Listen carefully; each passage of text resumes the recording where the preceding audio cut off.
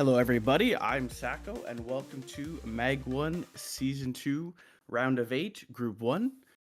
Should be an exciting day on our hands. We've got some amazing players rounded up over the past couple weeks, including Cast, Arbiter, FangFang, Agrypnocoma. That is who is going to be playing in today's matches. How's everybody doing? Canapiche, how's it going? Uncle Lazy. Hello, hello. For those that don't know, it's been a couple weeks since these matches have been going on. It started off with top 16 with groups of 4 with 4 players each. And then over the weeks, we've boiled it down to 2 advance from each group. So now that leaves us with 8. And then drafts were done over the week to set up initial group stages based off of winners and losers picking who they would prefer to start off with. And then so we're left now with 8. And then in today's broadcast, it'll be 4 players and 2 advanced. So starting off with the initial match 1, it'll be a best of 1 between Forgotten Arbiter and Cast. And then it'll be another best of 1 between FangFang and Agrypnocoma. And then that'll leave us into winner's bracket, which is another best of 1 to see who advances on quickly. And then that'll leave us with the loser's bracket, which will be done with a best of 3. And then another second place resolution to see who will advance.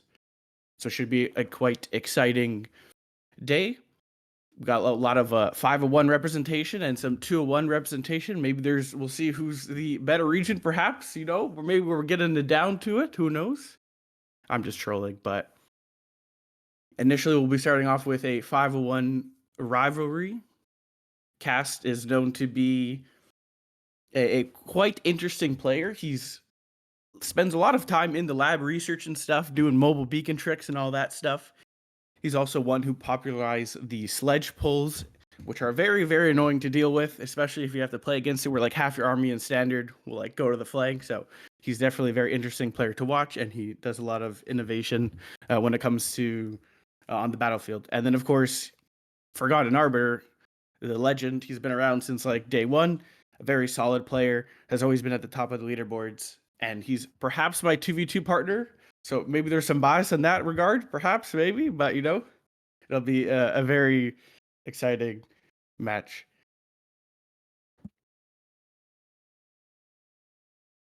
Five-one best chat after, true, perhaps. Perhaps. And then, of course, Agrypnocoma, very solid. He's also an OG. He's been around for a while as well.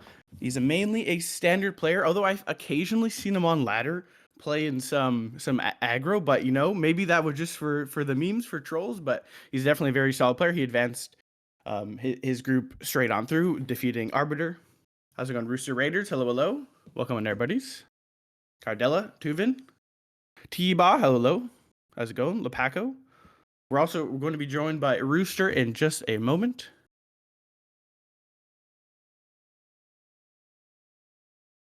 How's it going, Vic? Nice to see you as well. So yes, Agrypnocoma, very solid player, standard player, very solid. He's known to play a lot of fortresses, I would imagine, because fortresses is very strong on defense. And honestly, today we might see just a lot of fortresses because if it's an aggro game or defense game, I mean, if the game goes long enough, you can just keep on purchasing your fortresses, right? And of course, that leaves us with FangFang. FangFang is also OG player, has been around for a while, has always been at the top of the ladders, one of 2-1's best players, and he is known to play standard and aggro. I don't know which one he prefers, but he's very good at playing whatever the cards are dealt with him. And he's also has a unique playstyle where he usually tends to buy a lot less chaff compared to other players, and he likes to do a lot of these marksman spam shooting squad strats, so maybe we'll see that today. But like predictions, perhaps, on today's outcome, you're probably going to see, at least on the 501 side, a lot of aggro and headbutts, although both players are very comfortable playing standard as well. So it's more just what will the packs bring us. And then on the 201 side, I would say Agrypnocoma, very likely to play standard or defense. And then FangFang, of course, will play whatever is dealt with him as well.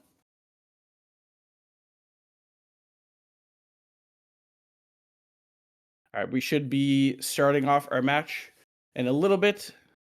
So just reading the player cards, Forgotten Arbiter builds the strongest units, and his favorite specialist is the Typhoon specialist, and of course the Typhoon because those units are great. How's it going, Rooster? Hello, hello. Doing well. Excited for today.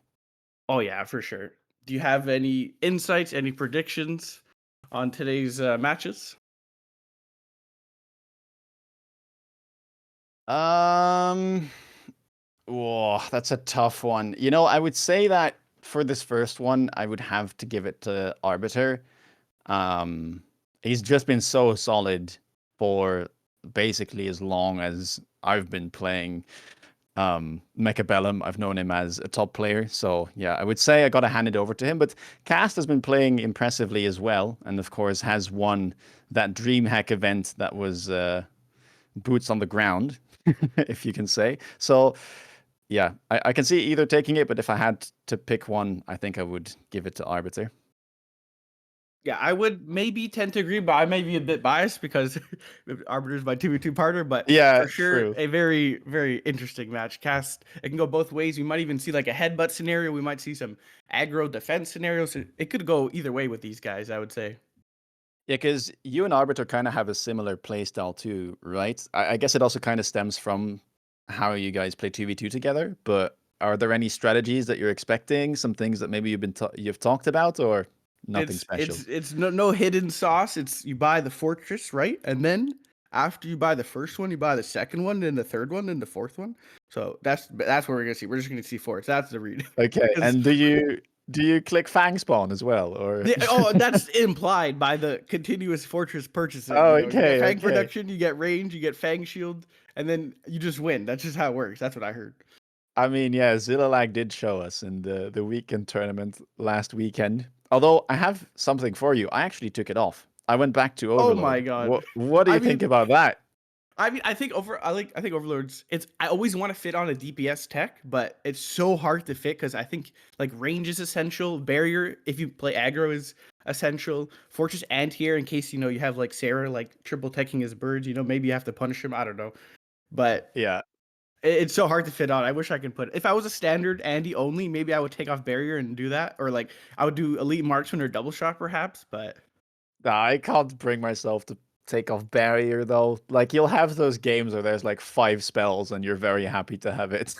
yeah, for sure. But Barrier, honestly, is just so expensive that I don't know. It just hurts. Like if you're playing standard, I feel like you're fine, just like deploying shields. But if you're Yeah. on the line, you have not that much. Five, four, three, Yeah, if you're on the line, you have to one. run it. I guess it's mostly because I don't plan to play Forts in Standard, and I think defensively and aggressively, Overload is fine. Anyway, first game, what do you think of these packs?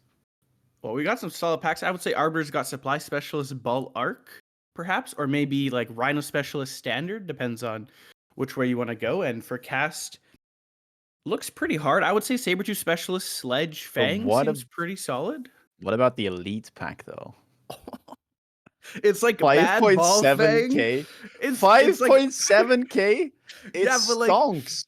yeah, it's true. But oh my god, Elite Spec. I know you love Elite Spec, so I can't say too much on that. But Dude, oh my I god, played so much ball fang starts and I love it. It's great. really? It's like Yeah, if it's good. your balls are just out there exposed. Just Yeah, no, but you put the fangs on the line as if they were crawlers, and then it's not that bad. Like steel ball packs are obviously really good in the meta right now. I Yeah, guess I would except agree. against Sledge, they kind of struggle sometimes or eventually, but Mhm. apart from that, they're good.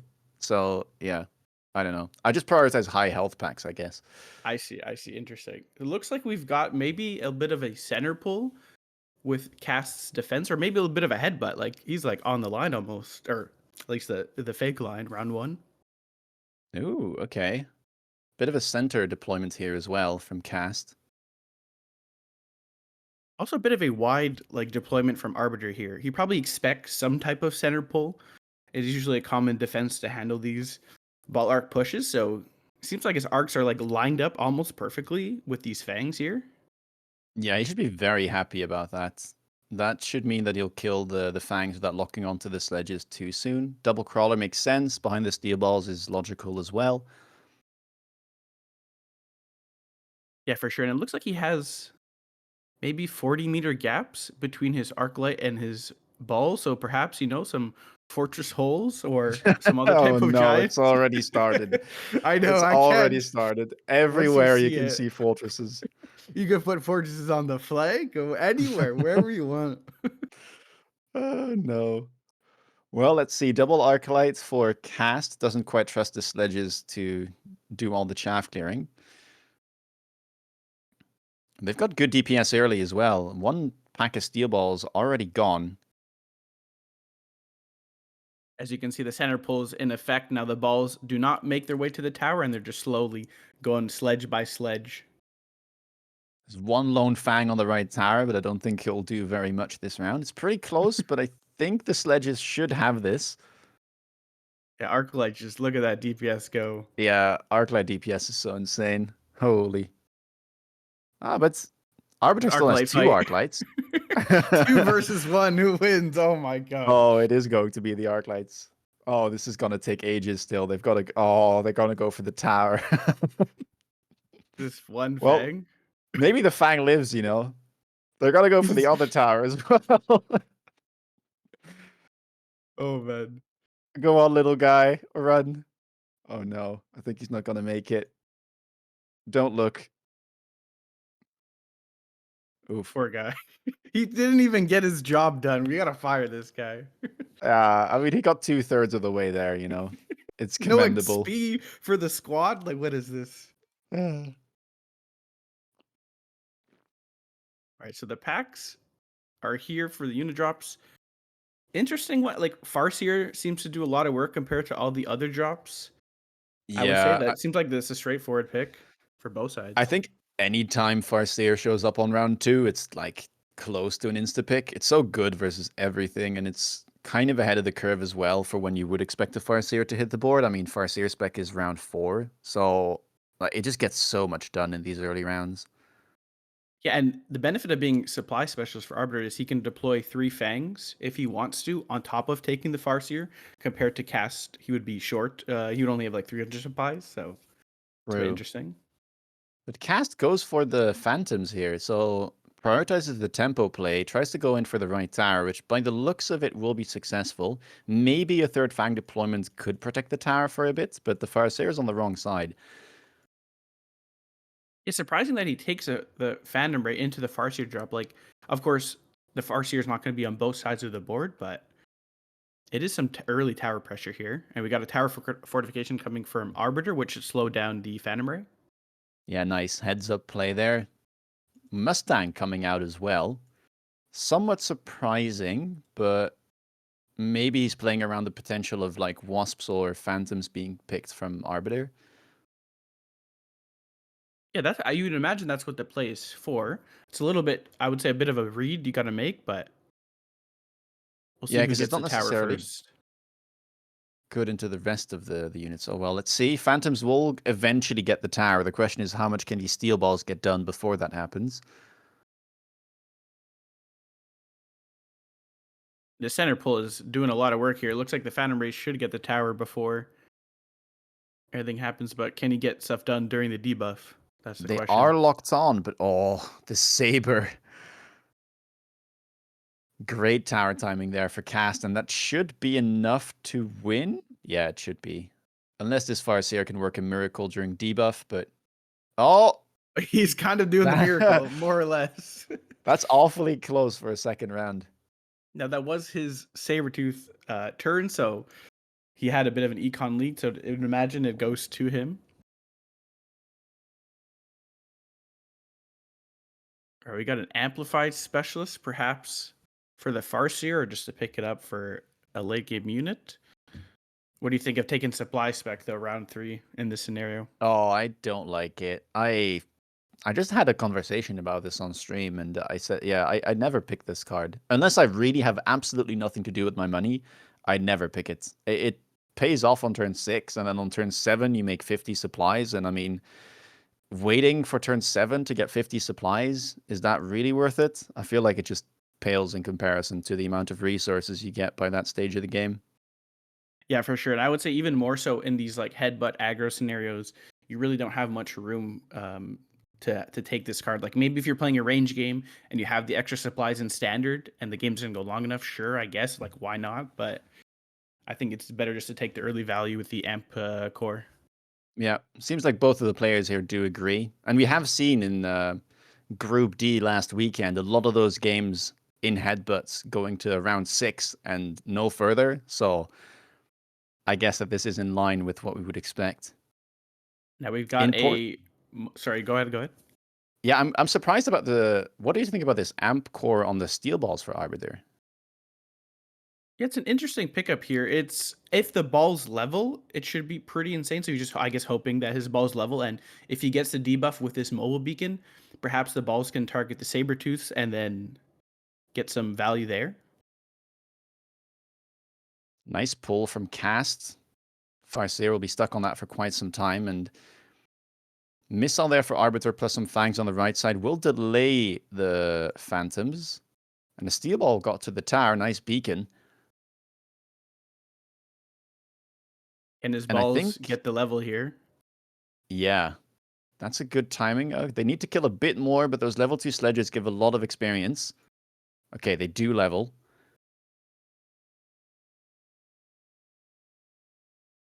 Looks like we got a Phoenix pickup as well from Arbiter, just to have some extra DPS on the board. And also the Farseer is leveling, so this looks like a huge turn for Arbiter here. Yeah, those levels are very, very important. That's going to snowball his board a lot. Oh, never mind. It's the wrong steel balls that leveled. That's a bit unfortunate. It happens. I mean, he did take the tower, maybe that's who took all the glory. Now we have enhancement module, probably like you stonk the steel ball and then perhaps you start getting in, or the Farseer, one or the other, and then you maybe start getting into giants so you can get some value out of that.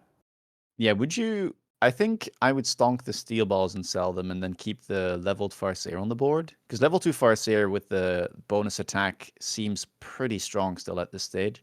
Okay, seems like Arbiter goes for that as well. Yeah, for sure. I think that's the correct line here. Now the question is, what does Cast want to do with the rest of his board? He still has those level 1 Mustangs on the board, no techs. Kind of needs something to address those Phoenixes, and I'm not sure how long the Phantoms will stay. What are you expecting here? He picked up the giant item, Mustang production. I'm trying to think of like what you can be going here, right? Like, are you also matching fortresses? Oh no! Is that what's going on here? No! And Arbiter's getting straight to business. There's no messing around. There's no stalling. Like we have the stonk module, right? The best way to get value out of it is to get giants on the board, so you can get the $200 upgrade, right? So no messing around from both sides, I guess. Oh my god. I didn't mean to call this from the start, but this is exactly what's happening here. You cast a curse this. Game 1. And they both run the same techs: barrier, fang production, fortress anti-air, and range. Yeah, this is going to be quite interesting because we have a production tech on the right side for Cast, and then we have enhancement module on the side of Arbiter. And it'll be kind of interesting to see who gets ahead and if either of those items makes a difference. Yeah, I would say like even just long term, if it's a fortress spam fiesta, you'd probably want the enhancer module because you make money off each sell. But also Arbiter already has value. Like he stonked the ball, made 100 there, and then he's gonna stonk the Farseer, you would imagine, to put it on a fort and keep going from there. So like it seems like econ wise, he's gonna be far ahead, especially with his supply spec. Does the Farseer level again? No, looks like it will go down. Mustang prod though, coming in hot. Yeah, that's doing a lot of work, and that's a level on that fortress or Cast.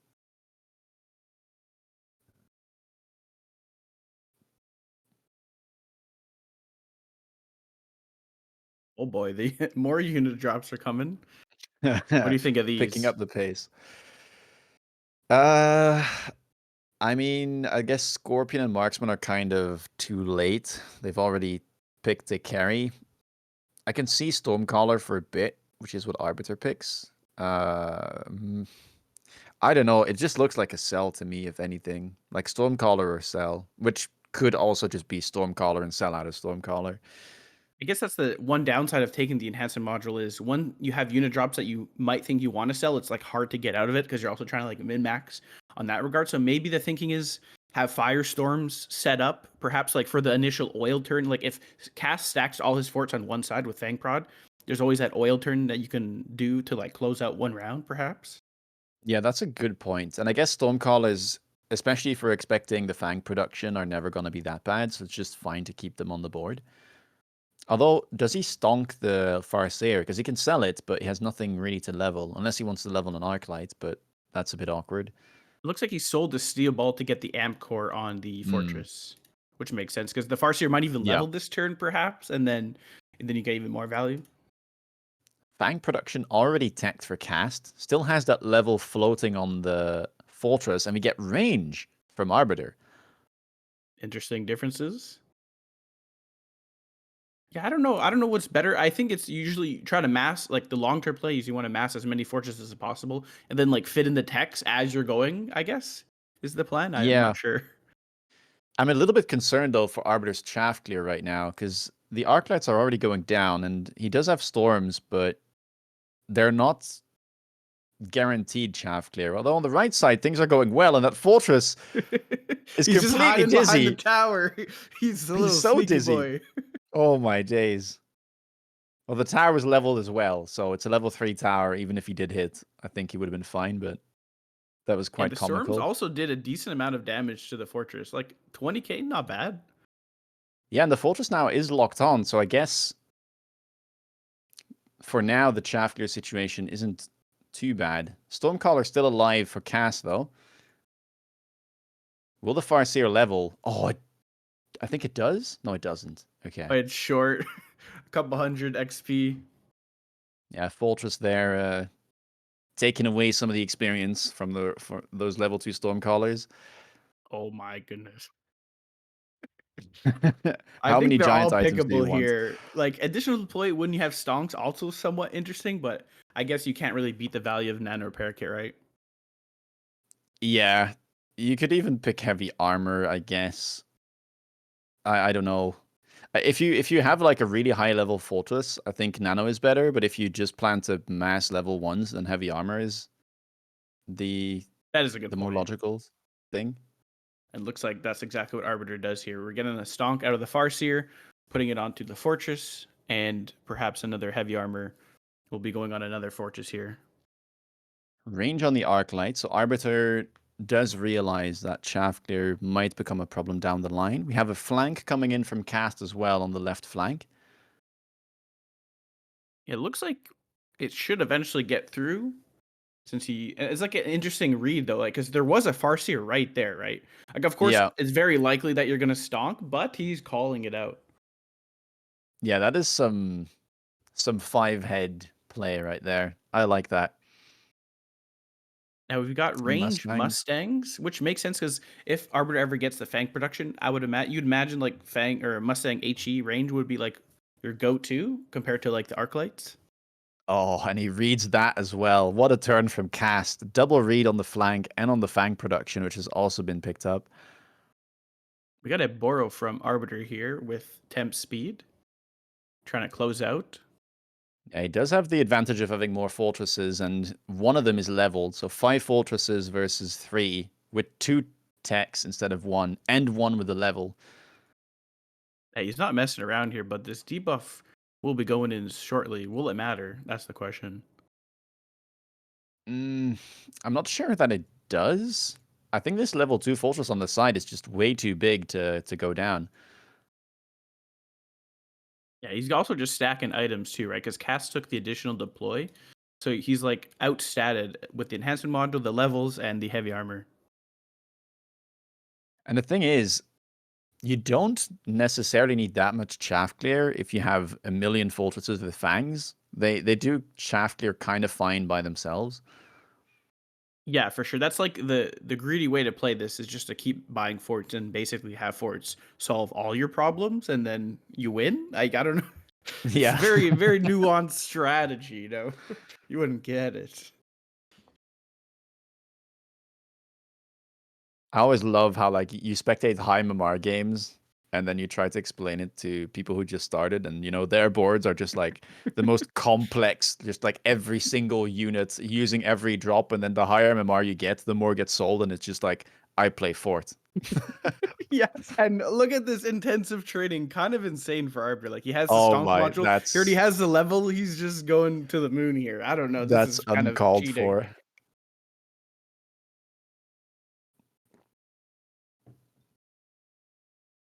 Like this is Oh. actually just, I don't know how you come back from this. This is just No, like this is over. yeah, Triple and tech now as well. That's rough. he's massing them. And then I love how Arbiter's answer to the flank is Fortress. It's just like, we have the answer to everything here. Yeah. Oh, goes Melter. Yeah, so the problem Cast is gonna have here is he kind of needs to transition into Mustang Melter, but he's already invested into Fortress as well. So Arbiter is ahead in tempo and has a comp that just is way more efficient down the line. So like his transition is gonna cost Cast some tempo as well. And the question is, does he have the hit points to make the transition happen? Yeah, I think you talk about this a lot, but this is the problem with taking mirrors, right? If you fall behind on the mirror, you basically Yeah. just lose the game because it's just inefficient to switch your comp. Like you don't want to be buying melties here at all. Like you might have to because if the heavy armor drops and you're getting outscaled with intensive training and all that stuff, but the second you make the pivot, you're just going to take too much of a hit, and at this point there's probably like no coming back, I would guess, right? Because even like melters don't contribute anything to the board other than like kill big HP compared to the fortress, which tanks, produces fangs, and does DPS. Like it just everything all in one. It also shields. Yeah, it does everything It's a you pretty can good ask unit. for. Yeah. Oh, this is just a bit of a slaughter here for round Yeah. one. Yeah, this looks like it got out of control like way too quickly. And yeah, there was that turn that Arbiter loaned early, and I think that's when the game was kind of decided. That was the big turn. Arbiter got 5 fortresses, double techs, even a level, and it's too big of an advantage for Cast to come back from. Yeah, I would say it started like the big swing started with the enhancement module, really, because Arbiter had 2 stonks immediately, and Cast went for the Mustang production, which honestly didn't end up being that beneficial compared to the song module. So, like, not only did he take the, I guess you'd say, like, maybe it's an inferior card, he also is behind on econ. So it's like just so many problems to come back from. I really don't know what you do. Like, it feels like you can't mirror the fortress, but then like how do you even beat this fortress from scratch? Like feels like once it gets going, it's like you just lose. Like it's just one of those like Exodia comps. Yeah, it's hard to play. Like this is just exactly why I try to avoid headbutts as well, because they're just so incredibly volatile, and it's even more volatile than when you play defense into someone who's aggro.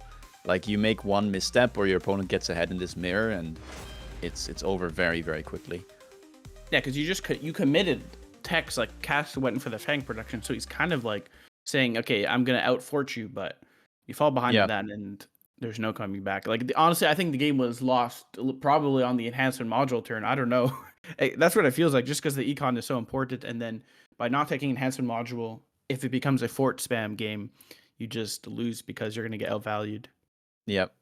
Yeah, and again, keep in mind, like, Cast is not a giant spec either. So both of these players had to pay for the unlock of Fortress, and then Cast also had to pay for the unlock of Melter.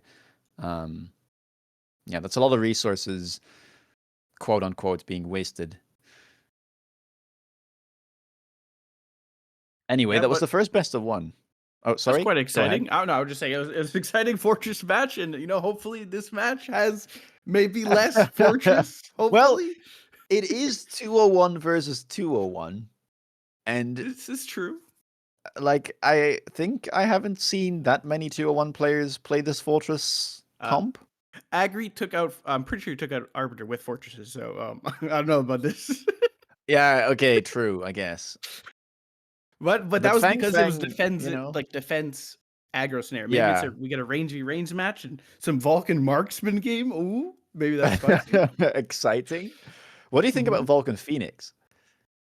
Um, I think it's interesting. I don't know. I just feel like marksman is better because of the efficient, like just the range, but also the efficiency with like shooting squad best partner things. You can just like spam so many of those units together. I don't Hmm. know. Do you Of feel course, like like Worm Phoenix has Arc better is worse DPS. now? Worm Arc, perhaps. Honestly, I haven't played too much standard myself because I rather just push. But I think Arclight Worm is still pretty strong.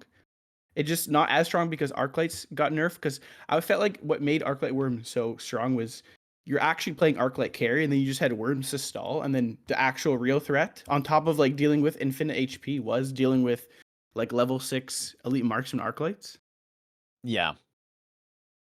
Yeah, I've been playing more standard, and I kind of tried playing around a bit with Phoenixes. I saw that you made a video about this as well, but you played it aggro with the quantum reassembly, and the whole idea was like, okay, most people either play EMP or double shot on their marksman, and EMP is good versus quantum, but doesn't help against shield, and double shot is good against shield, but doesn't help against quantum, and then both techs are good against Forte A. So like the whole idea was like, if I can just play Vulcan Phoenix with the survivability tax, I'm kind of fine, and it works pretty well. And then you have the DPS, obviously, to deal with like a worm threat if it ever shows up. Um, Yeah, so I think yeah, I don't know. it's I kind of like interesting. the comp. Because you got like the reason why Worm is so good is because it nullifies the range and it has enough tankage to beat a marksman. But usually against a Phoenix board, it might be hard to get into since Phoenix is actually have DPS to deal with like level 1 worms. Yeah, like that was the idea, because whenever I play Arc Worm, like you kind of need to deal with Phoenixes if they show up early, or you have to delay the worm. So yeah, I don't know. We'll see what these guys are coming up with though. Packs are on the screen.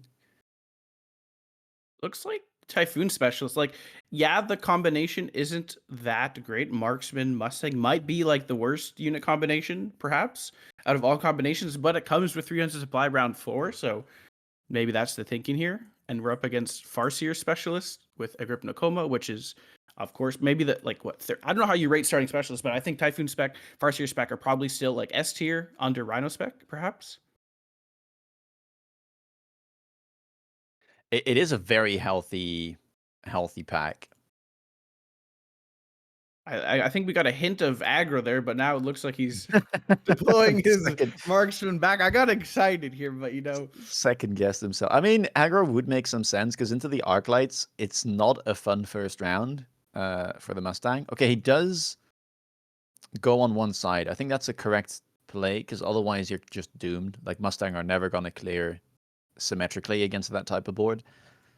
yeah, I think you actually want to play this standard. Like, it's going to be so hard to push when you have no chaff clear and you're running into Arclight, Stormcallers, and Crawlers. So, I think you just take the range advantage with your marksman, and then take the hits for the first couple rounds. You're pretty healthy, so you have room to do so, and then you just build a long, good late game board.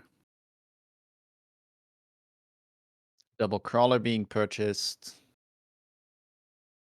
Pretty normal stuff. Could be a Vulcan marksman game from FangFang.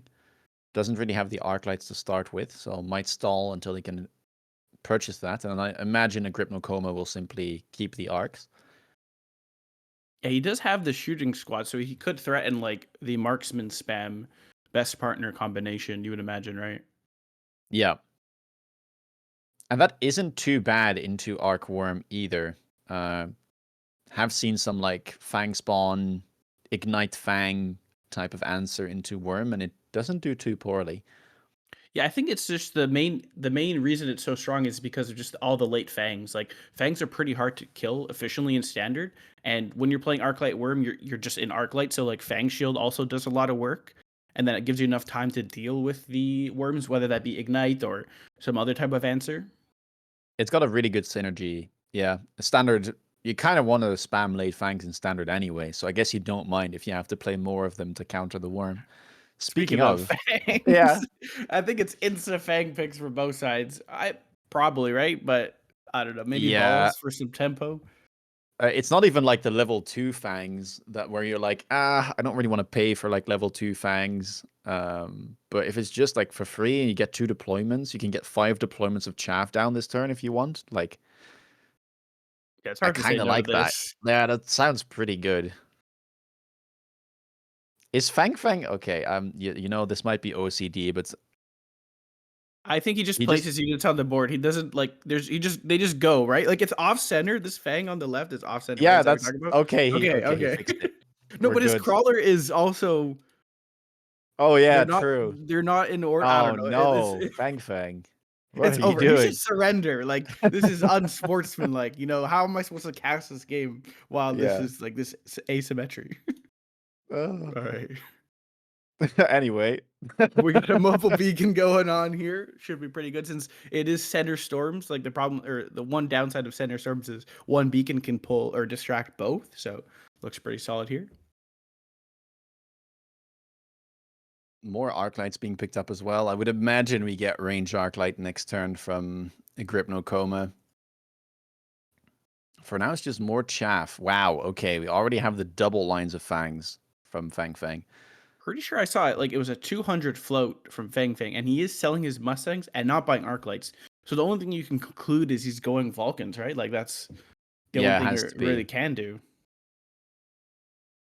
I think I quite like that as well, because if you need to get into arc lights still, if your opponent already has them, is it eats through your deployments, and well, you're just kind of strung for deployments. You can only get 3, so Vulcan here makes a lot of sense to me. Yeah, it's going to be a pretty brutal turn HP wise, but again, he took one of the highest health starters in the game, so he should be fine for now. Health is a resource. And they did nerf Arclight experience, so like it takes a little bit longer. I haven't seen too much like elite marksman Arclights in standard. Like, of course, you eventually want to click it, but I feel like it definitely hindered that aspect. Yeah, he isn't running AA. I feel like you don't need elite for the most part. You can kind of get away with double shot most of the time, but I guess ultra late game elite is better.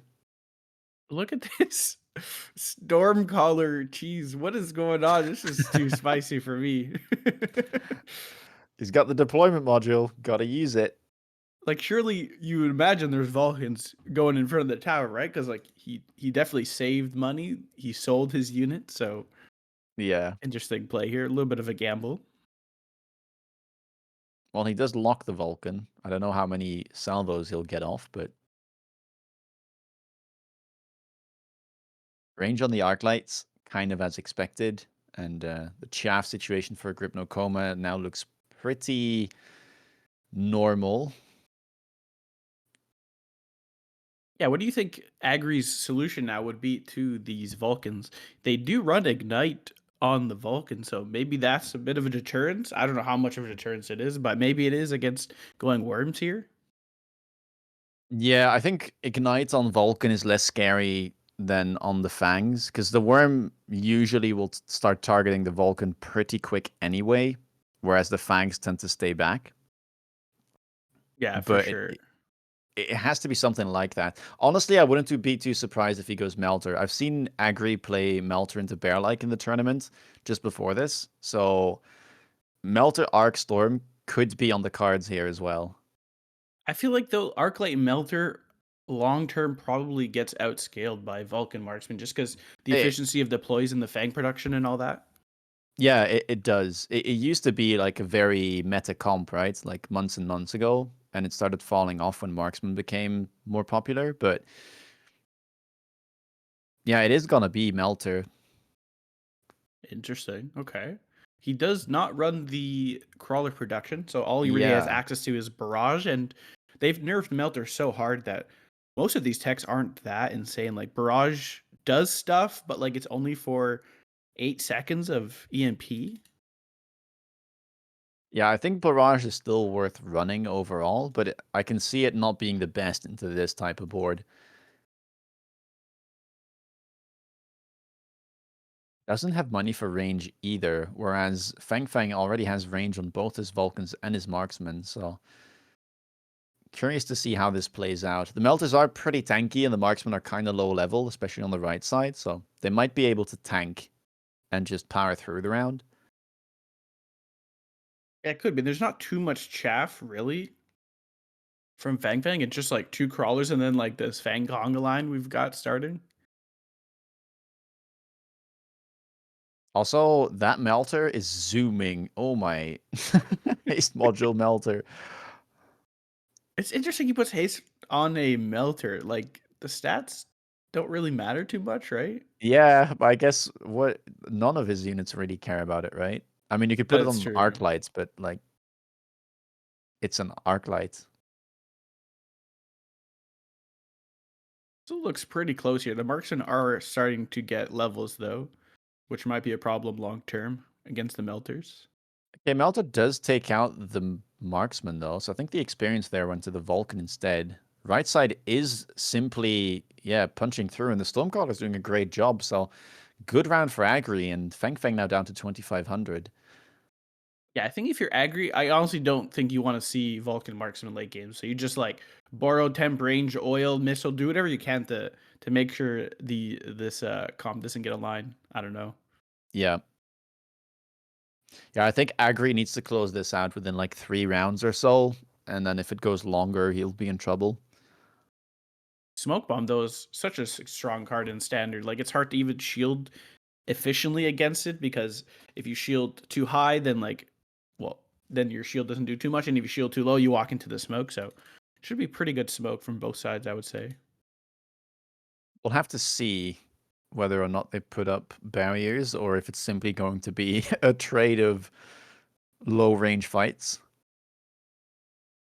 We do have double shot clicked on the marksman, so now these marksmen are hitting hard. They hit for around 9k per shot, and that should take out the melters pretty efficiently.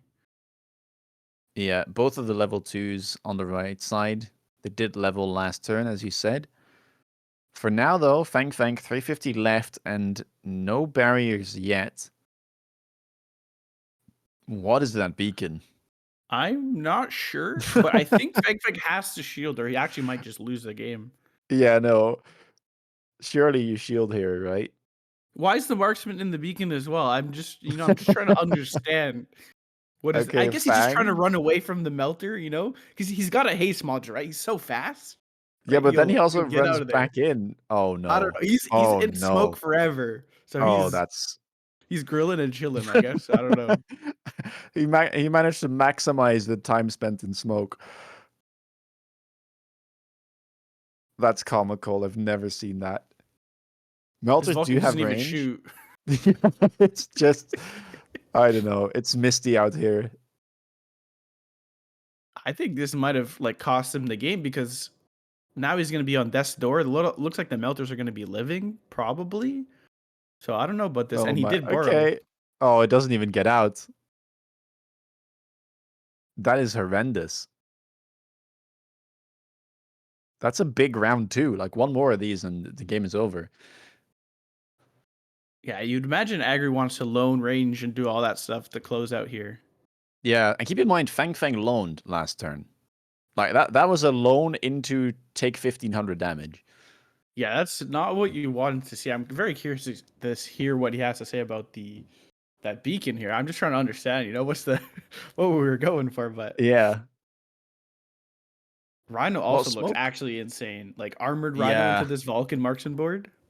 Yeah, and FangFang can't mirror it because of the melters. Like, do you take Phantom? Do you sell?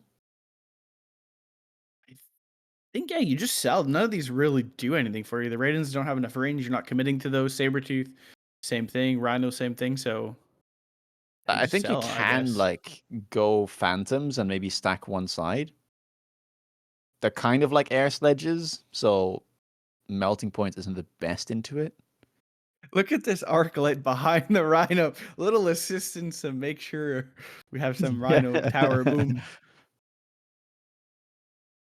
Temp speed clicked, obviously. I mean, this looks really good for Agri.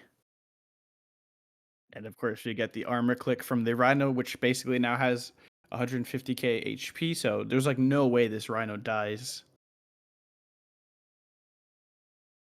Beacon this time around is correct. Level 2 Vulcan on the left. Oh my. Okay. That will spawn the level 2 marksman, but I'm not sure that's going to be enough. There's even another Arclight on the shallow flank being purchased from Agri, and he's doing some late aggro. I mean, this play looks so good because Vulcan Marksman, you basically show your entire hand for the rest of the game, so it's very easy Yeah. to read. And this Rhino, like Marksmen, aren't known for their early game DPS, so I don't see I how mean, Agri they're loses. kind of getting through it slowly but steadily, but it might be too much. There's a crawlers coming in as well. 4 Marksmen need to take out this Rhino here. Oh, the Vulcan is dizzy as well, just turning and turning. That's just gonna be game. That was beautifully played by Agri. Yeah, I feel like FangFang did kind of play into it with whatever that beacon was, but I mean, hey, you play to your outs, and Agri did that I think wonderfully. it was the smoke play was like the big move. Like, yeah, the Rhino play is going to be hard to play around, but like you're probably healthy enough to maybe tank that Rhino turn. He shows his hand, whatever. You can play Melters later and all that, but yeah, I think just not shielding the smoke and doing whatever that beacon was maybe might have cost him the game. But it was well played from Yeah, Agri. interesting game. Wow. Round 6 as well is not that common in this type of long range fight. Well, the reason that happened is because he took Marksman Mustang and then he sold like that pack is already really bad, but then he sold out of it as well, so it's like even more negative tempo. So you're so far behind. He floated big money. He unlocked the Vulcan, so it makes sense that like he dies pretty early because it's very risky to do something out of that opener. Yeah. I guess it was also kind of accelerated with how the spells and the free unit drops lined up.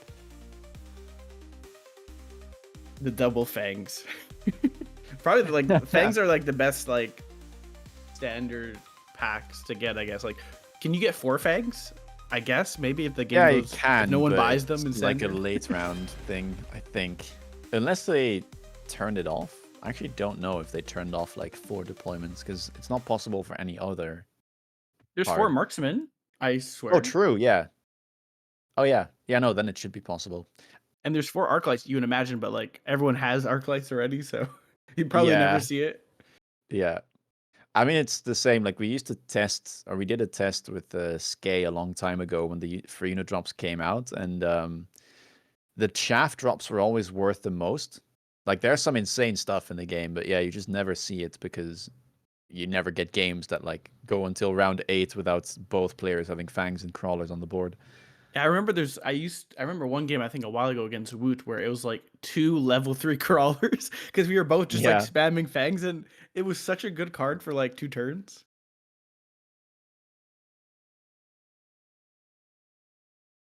All right. So what does this mean? This means they're fighting. It's going to be Agri versus Forgotten Arbiter to see who advances out of the group stage really early. Yeah. So one more best of 1. And this is important because if you secure your spot now, I mean, first of all, you don't need to play any best of 3s. And then second, you're in the finals day, which means that you are guaranteed part of that $1,000 prize pool. Yeah, that's exciting. And the US prize pool for a Canadian, that's like $1 million, you know, with the currency exchange. Actual in real life stonks. With the monopoly monies. All right. So what are your read here? What do you think we're seeing? We're seeing some defense, some push, some range v range. I mean, I think Agri likes to defend, so that's what I'm expecting. Arbiter probably likes to push a bit more, especially if you want to see more forts.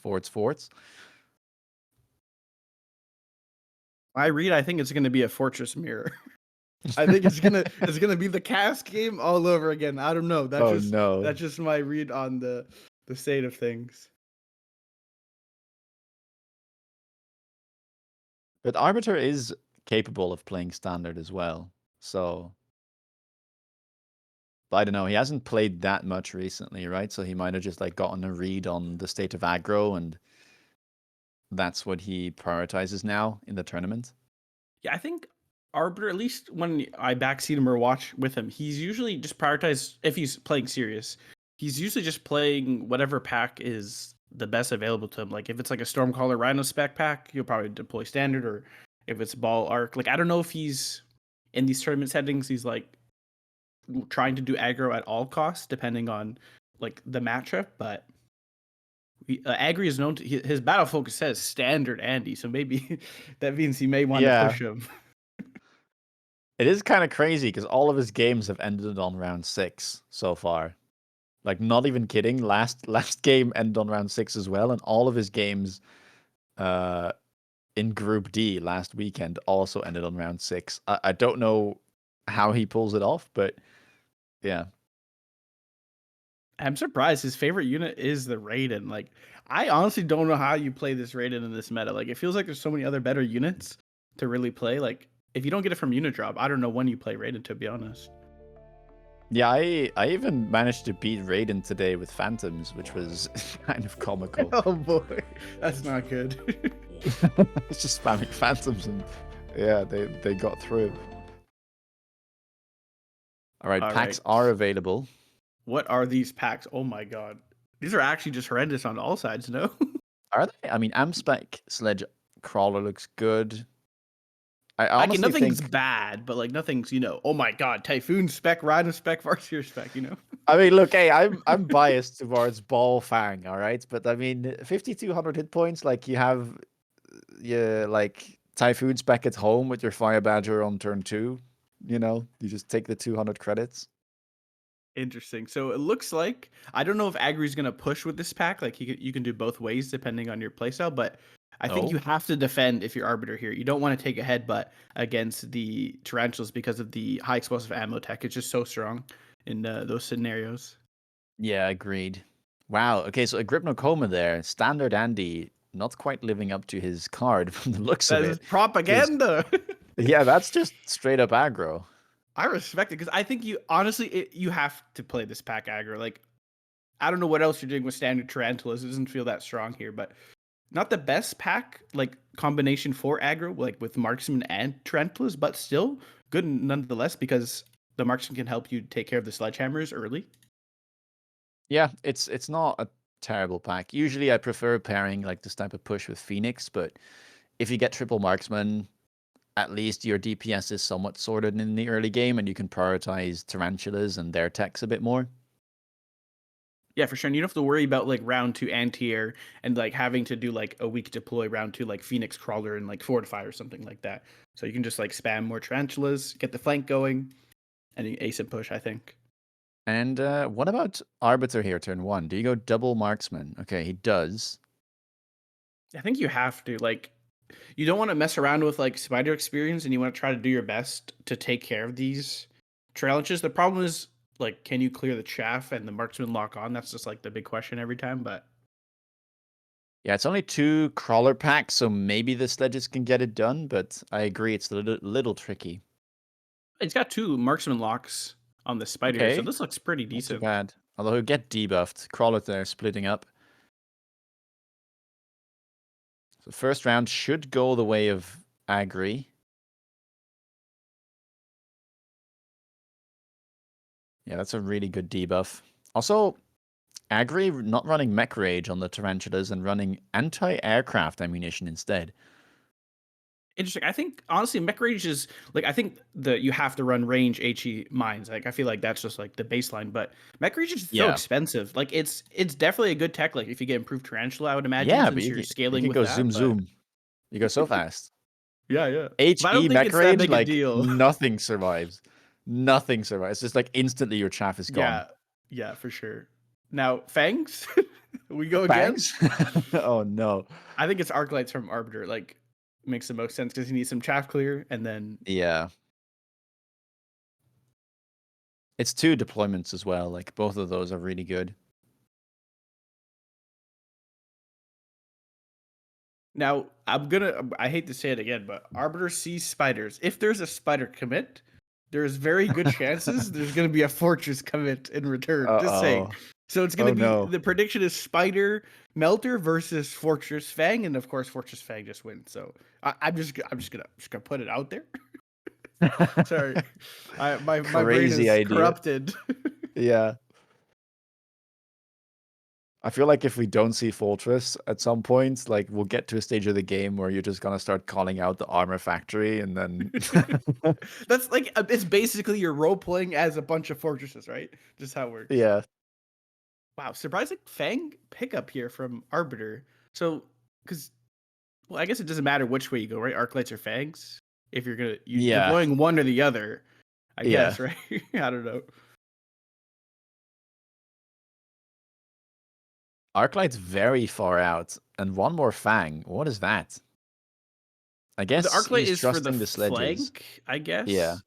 And then I really like the early tower fortification against spider pushes, since spiders don't really have that much DPS. Of course, he does have Orange Man, so maybe that helps. But this spider pull is so good by Agri because yeah, the Arclight's now going to be stuck on the Tarantula for the rest of the game.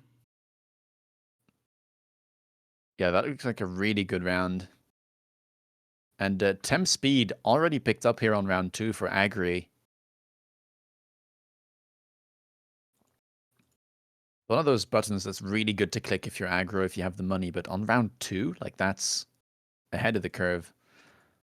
Yeah, I think it's a little bit too early, but I respect it though. Tempo is very important in these type of games. Like if you can get some spider levels, you're really just scaling to the moon here. Yeah, and he did manage to pick one up there. One of the starting tarantulas did level up.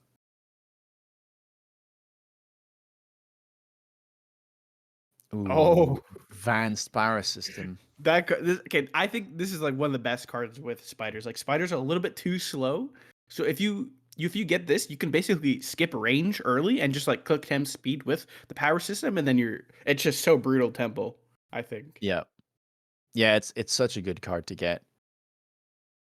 Improved firepower control system is also not bad, but I think, yeah, you can't skip the speed.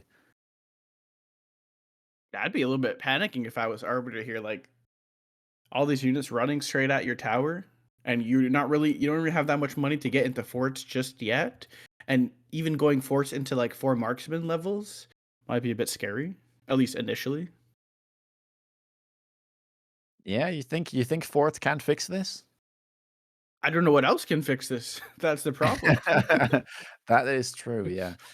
Hackers, I I guess, mean, is like yeah, Hacker maybe. Hacker Mustang is pretty good into it as well, but it's hard to get into if you don't have either on the board.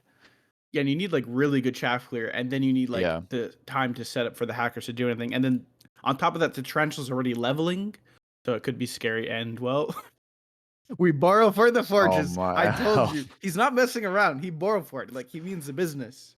Yeah. There's no way. Uh, Oh god. Okay.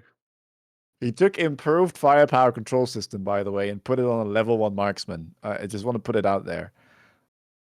Wow. Yeah, that's. I guess you'd imagine he's just holding it for now, but that's a little bit crazy. It is locked on. Look at how fast that spider is gone. Boom. True. True. He's It's scaling like that level 1 almost marksman. it's almost a level 2 marksman. Honestly, I do like this play. Like econ wise, it's not that good, but like you need to stop the scaling from the tarantulas as fast as possible. And Yeah. I mean, why not get it down early, right? Like why wait for unit drops? Like you might be dead by that point. Yeah, it's a pretty dire situation, and that requires some spicy plays, I guess, some risky plays. So loaning early can have a big downside, but the Fortress gets it done, gets a level. With the item too, like it's not that an insane item, only 20% HP and attack, but that's very good. Like you have to melt her now, right? Like there's no other option you can Yeah. really do in Agri's position. Yeah, I made this mistake earlier today playing spiders into forts, and I thought I was ahead, and then I just couldn't kill the fortresses. Like just getting like brute forced by the fortresses. So happy to see Agri here respecting it, goes for the melter. All the way in the corner. Interesting. He doesn't even pick up. Like he's going for a giant. Maybe he can't afford his ideal turn, but taking a nano repair kit on the melter that levels against a fortress, if you kill it, would have been a good pickup here. But I guess yeah, he's like short on money. Yeah, tank production line here is actually a really good item too, but it is quite expensive for both players, especially with the lone Arbiter took. Yeah, ideally he really wants tank production line because you would imagine he has to go melters, and tank production line is like one of the best items against that. But of course, he's short on cash with the loan. Do you loan again here, or do you try to recover, in your opinion? I don't think you can loan twice, and that might just cost you the game here. Because I think like Spider Melter can get there. It just sometimes it just dependent on like can you get the early locks? Because sometimes like your tarantulas lock the fortress and then the melter's stuck on shaft and then you lose. But I mean, he sold a sledge and then rebuys one on the left, so does respect the potential of a melter. Doesn't have the money to level that fortress, though, which feels a little bit bad. another fortification on the right side as well here. Interesting. Yeah, I guess you're a little bit paranoid selling out of that side and getting debuffed this round. I think the sledge pickup is really smart here because HE tarantulas clear chaff really well, and at that point you kind of have to upgrade to like medium chaff to slow down the spider melter push. Yeah, it doesn't look. I mean, yeah, left side does end up crumbling, though. Spider and Melt are a little bit too strong. Middle also just getting taken down by those leveled marksmen. And that is a quick recovery from Agri. I think this is when Spider Melter has like shines the most, like in the early stages. I just think I get worried once the longer the game goes, the more fortresses that go down, the more Fang production that goes down, then it becomes a little bit problematic. But this is kind of similar to last game. If Agri can tempo out with the melters, then that's all he really needs to do, right? Yeah, it's been a bit of a rough, I guess, pack opener here for Arbiter, having to buy the marksman and then that not really working out, being stuck with sledges that don't chaff clear enough. He's got a lot of stuff that he wants to get rid of or replace, but you know, you're limited in resources and in deployments, so he's still kind of catching up. Yeah, it can be a little bit scary too. He's only on 2k HP, which is like could be like 2 turns away from death if it doesn't go right. Well, let's see. He has recovered from the loan, didn't pick it up last turn, so has more money to spend this time. Range picked up for Agri on the melters. Finally, the marksman gets sold, so we can see where that improved firepower control system will go. Although there's also an amp core floating.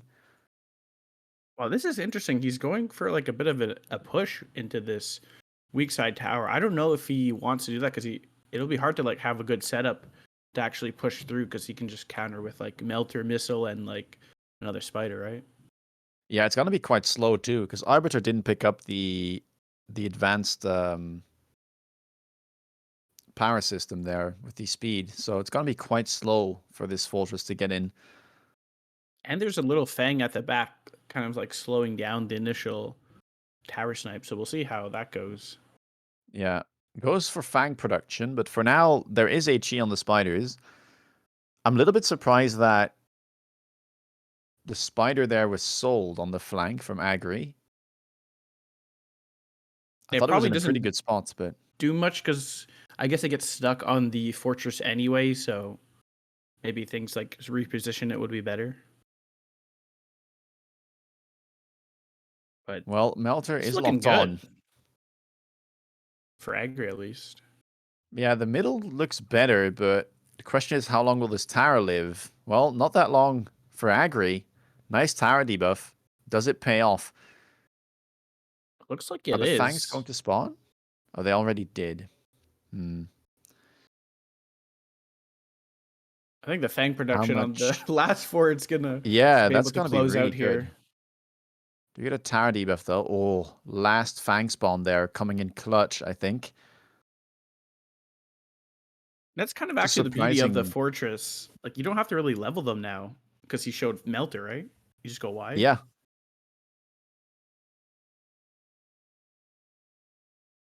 Unit reinforcements. Does anything here look good? Or is it just a sell? Not really. I guess Arbiter picked up the Vulcan maybe for like a oil turn or just like to help out with like some mines if that ever happens. Yeah, looks like it is going to be the oil cheese for a turn and then maybe sell it next turn. Yeah, lots of crawlers he's gonna pick up with this oil. He's got a bit of a conga line going. That should enable him to win left side again.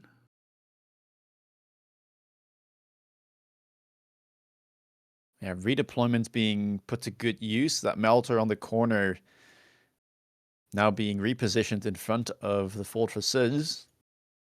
One more has been added on the right side for Arbiter. Yeah, so it looks like Arbiter's committed to pushing this right side tower, which makes sense. Once you start this initial push, you kind of can't stop because it's just a game of like, will he defend it initially or will he add more stuff and missile? Like this melter might get an early lock, but we will see.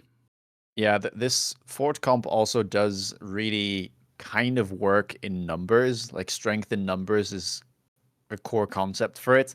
Having a lot of single fortresses kind of, yeah, parsed out around the field is usually doesn't work. So I think it's a good thing that he's starting to mass them on the right side. We've got some range and speed from both sides, but we have a borrow from Arbiter here. Yeah, insta-lock does happen, and crawlers are creating some problems there for that fortress. Gets locked on as well. And the fire on the left might be problematic after all. It did manage to win the side for Arbiter, but he might have to walk through that. Yeah, this mobile beacon is so good. Again, the tower, he's going for the drive-by, tuck on the fortress. Also does get the shield there, and yeah, the fortress is just sitting in the fire, so those fangs won't really be doing too much. That's another big turn. Phoenixes that were picked up, most of them alive as well.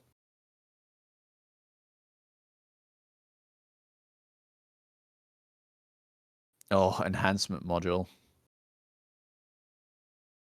Instant pickup here. I guess he's got a level already on his melters. He can go for the stonks.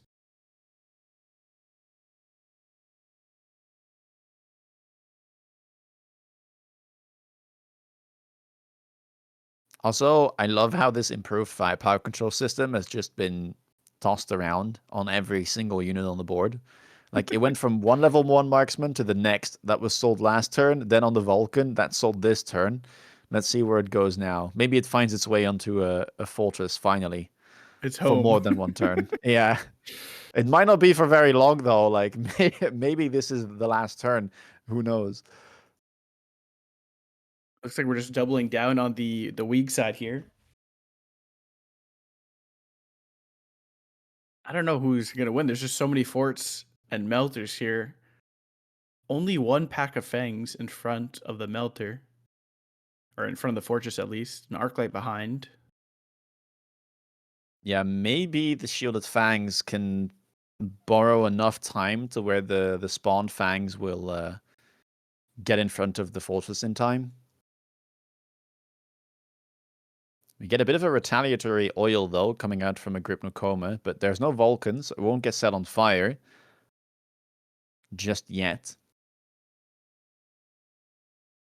It looks like it's a bit of a pivot now. Like, he's making his weak side now his strong side, at least on Agri side. Interesting headbutt. Also, range now picked up on the fortress. That's really good. Both fortresses, I think, locked onto the melter, and that will fall instantly. That's a lot of DPS gone from Agrypnocoma, and right side now looking good for Arbiter.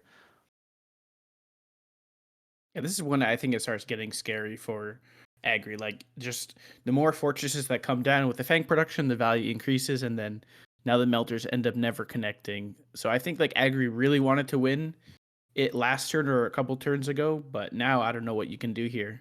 This is getting out of control.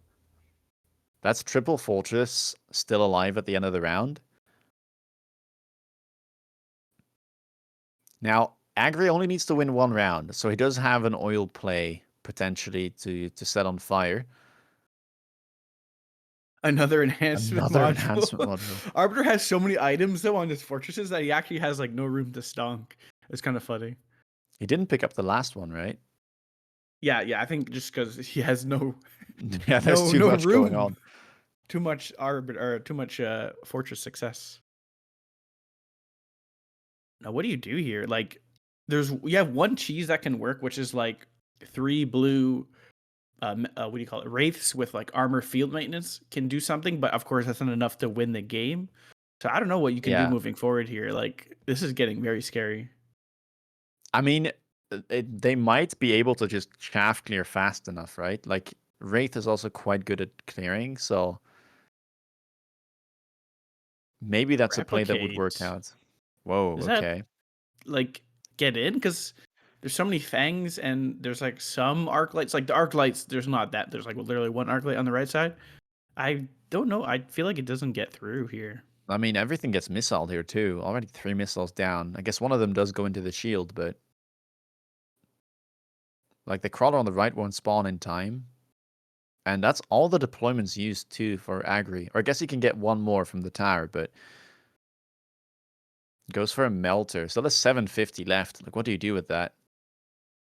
And there's like here's the problem with melters. Like, what melter text do you even want? Like, they don't do much here, right?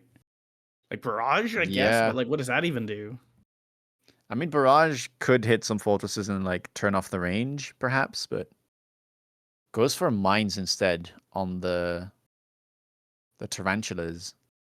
Kind of surprising. I don't feel like mines are that good into fortress usually, but He probably just doesn't know what else to do with his money here, right? Because like you're committed to this comp, and you're kind of now getting outscaled by the fortress spam. And I don't know. yeah. I really don't know what you can do here. Like this is just a comp that you shouldn't let get here. I would imagine, right? Like I don't know. Yeah, this looks dire. The crawler play did absolutely nothing either, and that was 2 out of 3 deployments last round.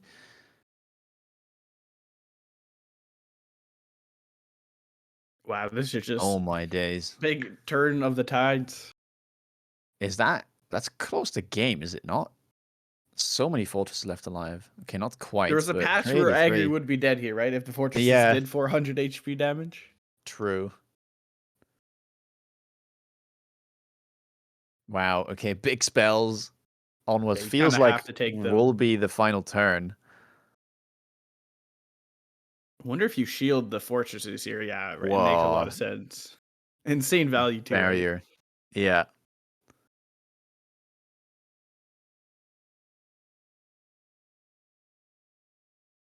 Now, yeah, Lightning Storm is more expensive, but if the opponent doesn't shield, or maybe you take EMP here. Maybe that's why you take it, because you might be able to break the shields. And Storm is actually quite good at clearing chaff. Look at this AM device little fortress here. What?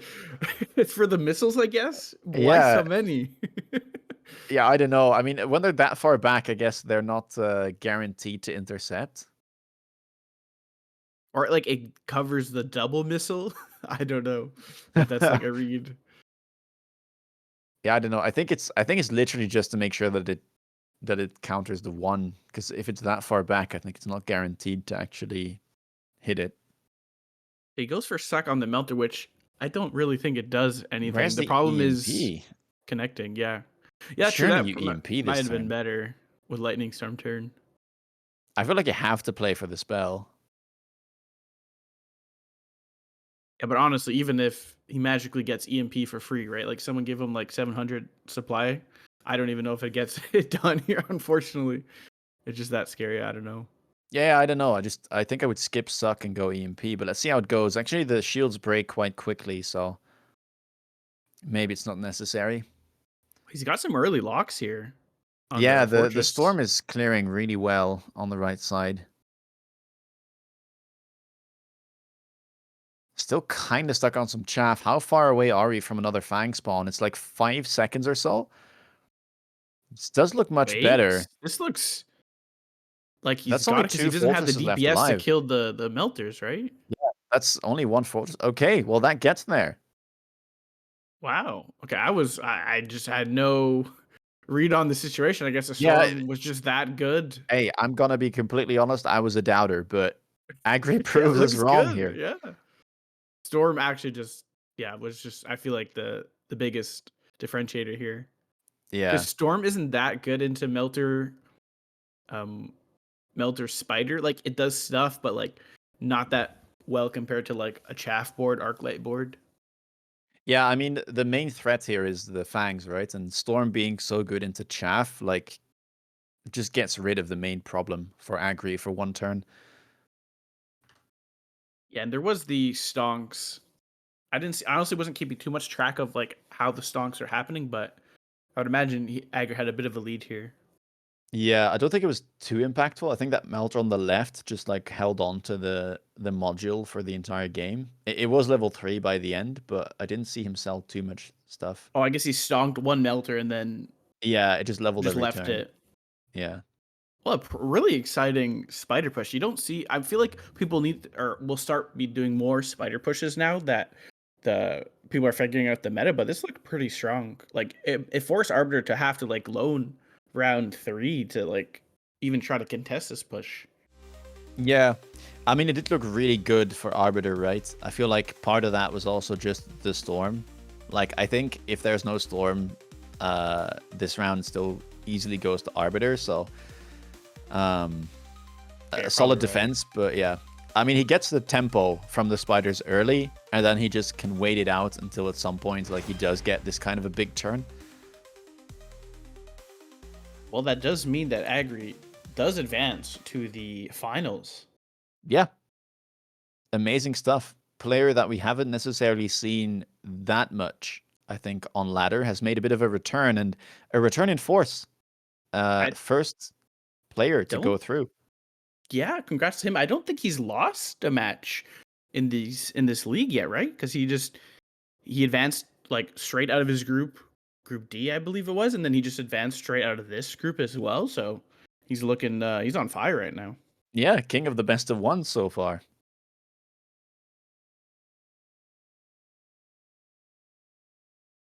Well, that means that all of the best of ones are out of the way.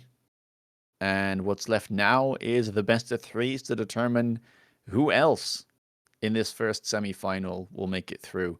First game will be between Cast and FangFang. And who do you have here? Any thoughts?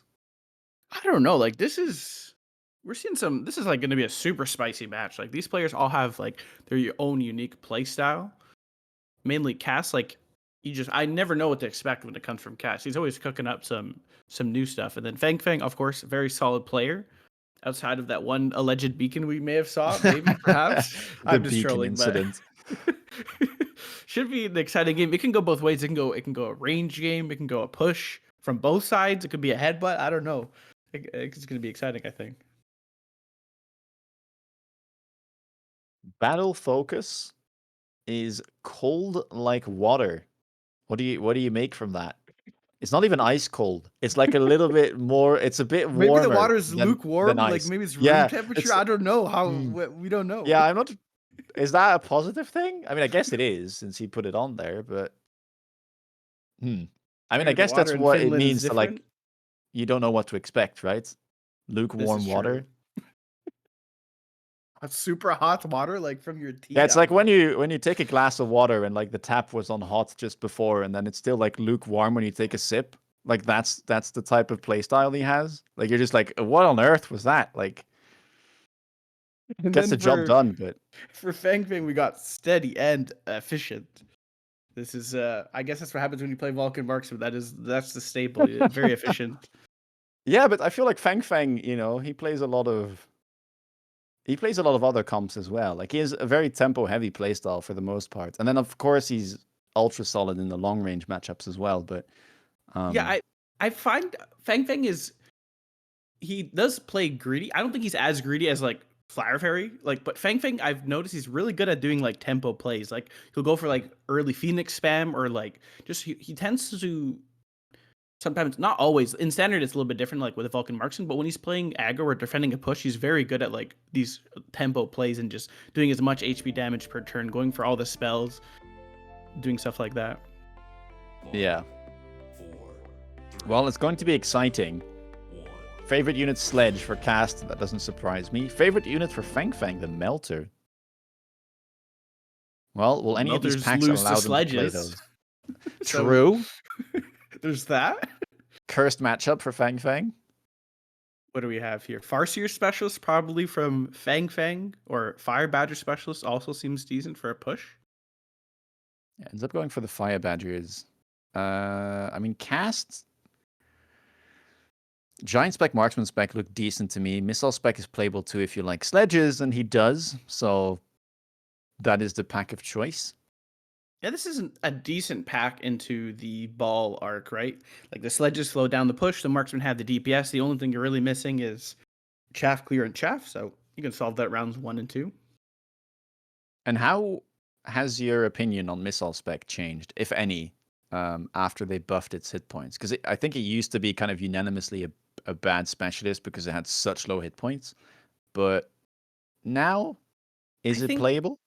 the problem is it's even if it has good matchups, like you have you're into storm callers, that's really the only matchup that's good for missile spec because no one plays mustangs, and then into mustang is also good, but it's not as common, and you hope you have storm callers. Other than that, it's not really that good, and even if it's in ideal scenarios, I think it's just not. It doesn't come close to all the other specialists like rhino specialists, farseer specialists. So it's a like middle B tier type of specialist. It's not bad, but like it's nothing that gets me excited, I would say. Okay, but hear me out. What if you spam fangs and then you bait out the mustangs? Yeah, but like you're still playing fangs. But fangs are good. You can play fortresses that spawn fangs. True. That's the secret sauce though, perhaps. All right. All right, well, Interesting. We've got horizontal sledges.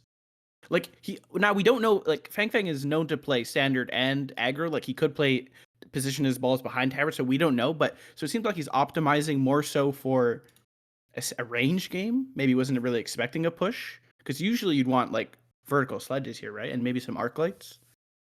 yeah. Yeah, it's interesting. I mean, I guess the steel ball still will take some time, but it's a little bit less optimal than vertical. He might just buy more though. But well, yeah, left side there not looking good at all. Sledges is not enough to clear those crawlers, even though there were only 2 packs. That looks like a dominant first round here for FangFang.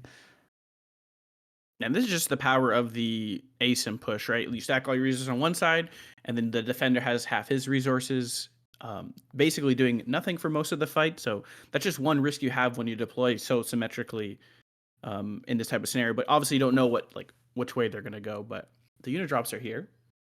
Oh, Mustang.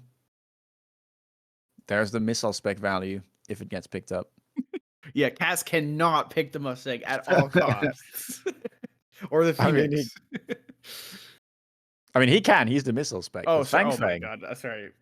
All that I mean- fortress matches, I fried my brain. the problem is Typhoon is also there, so you might just play Typhoon ball. Yeah, I think a Typhoon makes a lot of sense here. It's a little bit expensive, but it is it's hard to kill early Yeah. game. I guess it's like Phoenix or Typhoon, because like Phoenix Arc is also a strong comp. So if you have like Phoenix Arc and Phoenix Ball at the same time, yeah, it's quite solid. But I could see Typhoon, mercenary unit, so can't really buy it later if you would end up wanting it. Yeah, I think the Phoenix makes a lot of sense. Now, what do you think for cast? None of these look really that exciting, honestly. Yeah, it's a bit sad that whenever Phoenix gets offered turn 2 and you have started with Marksman, like a little tear just like falls from your eye, I feel, because you're like, man, I bought this unit. I and wish then, I had like, a good unit. and then the better version of it shows up for free on round 2. Are you kidding? Now, we got a Phoenix flank immediately from FangFang, and he does run jump drive. He's one of the few players that I've seen run jump drive, and I really like this play here. He's threatening the deep flank, but also starting to make some efforts with his Fire Badger on the weak tower as well. So looks pretty good for FangFang. So only one missile used there for cast. I like that he waits it out, perhaps trying to see where that Phoenix will go. And there's a Phoenix on the flank too, yeah. FangFang does run jump drive. Not the most common thing these days. And jump drive is just really good into missile strike as well, right? Yeah. Because now Cass can't really missile the Phoenixes anymore unless he wants to take that risk. Well, Typhoons are still doing a pretty decent job, but one steel ball locked onto that level tower will still get the job done. Silver Oh, lining is it didn't level. Yeah, it's so close to leveling here. But that's But sorry. the other one One did. ball was very close. Wait, we Oh no, instantly intensive. take efficient tech that fast? Oh my god. That's insane. I mean, if you're gonna take it, I guess you take it early when you haven't teched anything, but it's But kind of big like supply. bombs. I don't know. I don't know. Yeah, I could have a level 3 steel ball. That too. True, jump drive he's already got the value out of jump drive. Stocks. It's like the same cost it used to be. Yeah.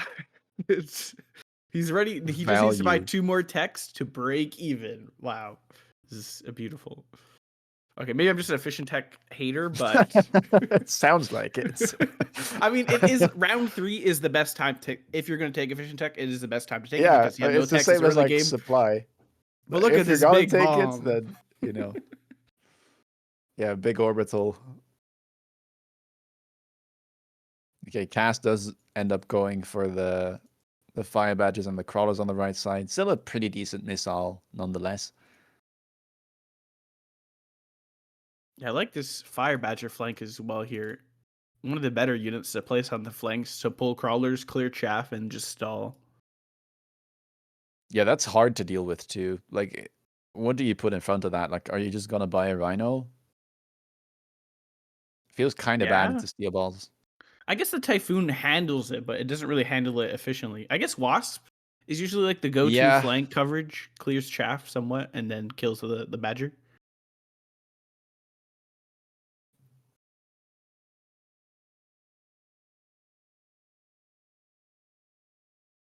Yeah, well, the Phoenixes all the way on the outside seem to live. Oh, one more goes down. One pack will live. Still a pretty good orbital, though. Most of the units there do end up dying. Some marksman levels would be sweet, but it looks like they're still too far away from grabbing a level.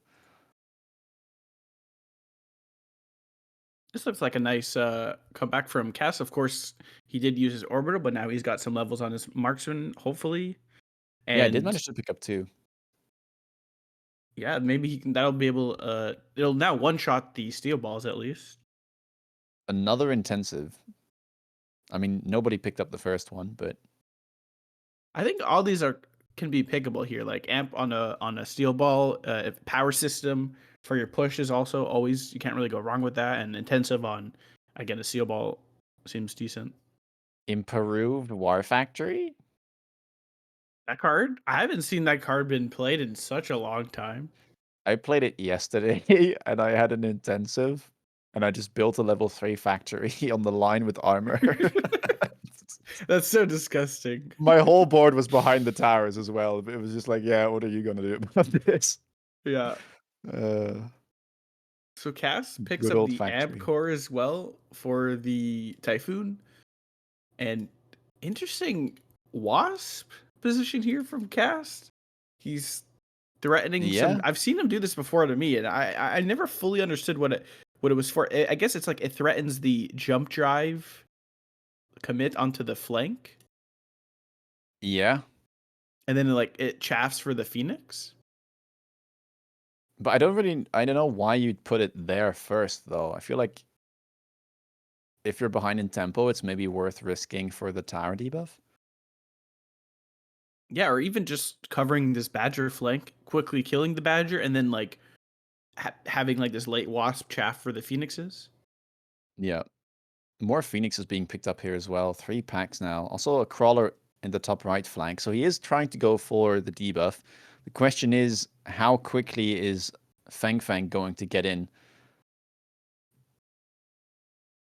Wasps are spawned, and they do kill an Arclight there. Not sure how useful that Arclight was being, but it's gone. Crawlers making their way to tower now. Should get a debuff soon. Tower from Cast is leveled. And so we'll grab a debuff. But is there enough left alive to actually make use out of those 9 seconds?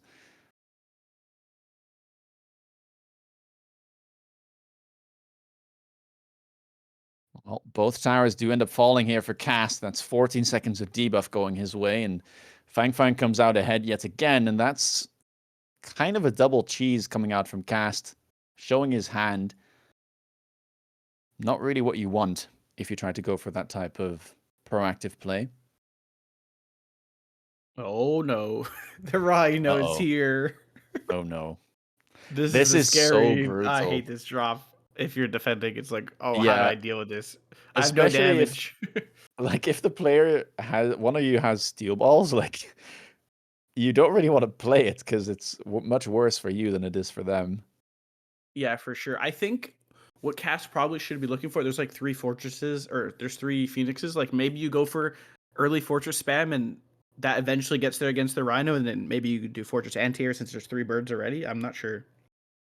Yeah. Yeah, you definitely need, I think, yeah, fortress. I hate to say it, but fortress looks good here. As it does in almost every game in the history of I mean, games. does a level 1 fortress even deal with an armored rhino? Level 4? Okay, not this turn. You know, it's a work in progress. You missile it, and you just hope it magically But where just do you miss dies out? I guess just near the both tower, like sides, one 2. missile? Yeah, Or yeah, defensively? yeah. 2 defensive missiles. Usually, what I would do if I'm trying to stall this. But at this Yeah. point, and he takes a Farseer drop, And helps with range on some the arcs. anti-air. That doesn't kill a rhino, though. Yeah, this Rhino it's going in.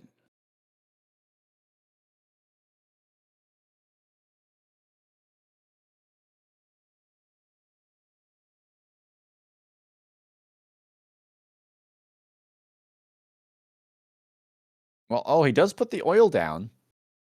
He does get the right side. That was a good read by him.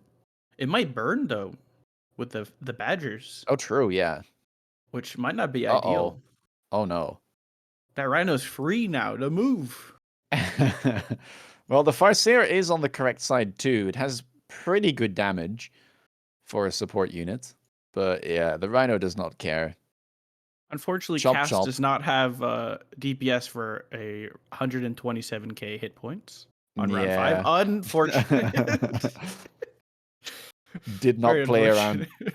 the Rhino drop. And now Cast, Common mistake. is he alive? Oh Oh, my god. 105. Okay, well, the comeback can start. It Where might does the have to comeback start, start though? with a melter, maybe? I don't know, but then he beacons the Rhino away. Like, dealing with this Rhino is just such a nightmare as a Yeah. defender, because it could be anywhere. The thing is, like, FangFang is just like a round or 2 ahead here of Cast. Like, there's a bunch of units you kind of want to get rid of, I feel. I don't know. Like, there's a Typhoon on the board, and it does fine, but, you know, the game is kind of premised on you buy a unit, and you buy more of them, and then you tech them to get value.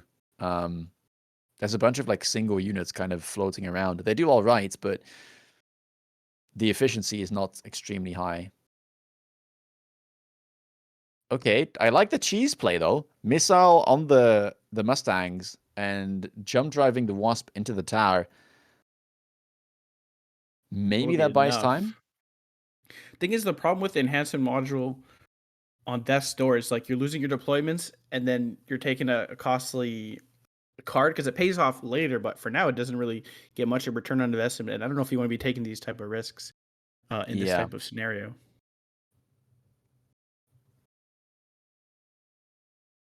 Double missile from Cast on the Rhino.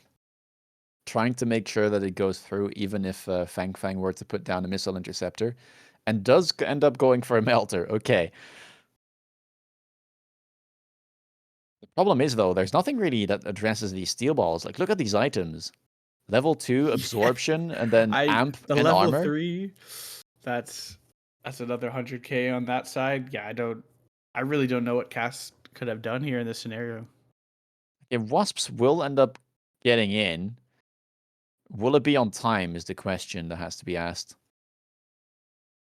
Like, left side, oh, those steel balls look really scary. Okay, arc lights are clearing. This debuff is not too bad. Melter does lock onto the Rhino, so that will go down. But there's still the steel balls to deal with, and I haven't mentioned the air units. Like, those Phoenixes are doing a great job from the back line. Yeah, it's just a bit of a stomp here. The Phoenixes got early levels. The Balls got early levels. Of course, the Rhino drop is like the perfect drop you want here as the aggro player. So Well played by FangFang. Nice. Well, really good tempo game there. Another round 6 victory for one of the players, and FangFang takes a lead. It's not over for Cass, though. He gets a chance at redemption, as it is a best of 3. Yeah, and now he kind of knows, or maybe he can expect more aggro from him, because I think a lot of the tempo came from the round 1 positioning, where he deployed kind of like optimized for standard play, and that got the steel balls leveling, and it went all downhill from there. So maybe he will respect more of the aggro play from FangFang in match 2. Yeah, but what if FangFang knows this and then like switches it around, you know? Suddenly the balls are all the way in the back and he's playing standard. Like the mind games. That is definitely one thing you can do. That's true. But honestly, I'd rather, if someone does that, I think you're playing a weaker hand if you play standard ball. So I'd be happy to, like, even if I have a suboptimal round 1 deploy, you're playing standard balls and I'm not, so I win. I mean, standard balls is not that bad, you know? Like it actually does kind of work for the first couple rounds. It's definitely not bad. But it's not as good as it could be. It's like standard like tarantula. Like it's not okay. Maybe standard tarantula is really bad, but I guess, but it's not that bad. I mean, are you ever really like planning to keep the steel balls? I know that FangFang did in this game, but it ended round 6. You know, like usually I feel like you do end up selling steel balls. That is true, but I think a lot of what makes the ball start so strong is you kind of just want to do whatever you can to get some levels. Like if you can go for some tower cheese or some mobile beacon or whatever, then you have like a level 2 seal ball, and maybe if you get an item, it's just like all uphill from there. So I think you generally sell it, but like ideally you're trying to make sure this thing scales so you don't have to get some negative tempo, right? True. All right. Well, players are getting ready for their second game.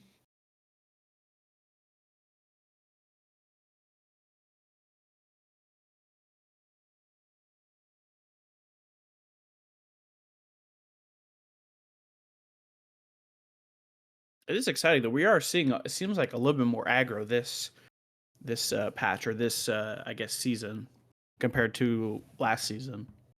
Yeah, there's actually been like quite a few changes in the meta, I feel. Partially because of like Saber starts. And I know that you think that they're somewhat overrated, and I think I kind of agree in terms of win rates, but it does make people play a certain way. Like you have to respect Saber openers and kind of play your board around that. So I feel like people still don't pick like the most, like don't pick Spider opener that much of the bad early matchup unless they see like a lot of Saber openers themselves. And then you see a lot of like turn 2 Phoenix now, I feel, like more than you used to. People have kind of like gone away from... 这场是谁打谁了？是莫时光对战。 Oh. I think that Sorry. was Agri. We got Agri on the call, but we he's got a loud ganked. mic. Oh my. We're figuring it out. All good. Sorry, you were saying something. Look, we were just about checking the if everyone was balls, awake, all right? Sabers. I just want to make sure that you're still here for this epic best of 3 that's going on between Cast and Arbiter. Cast and FangFang, sorry.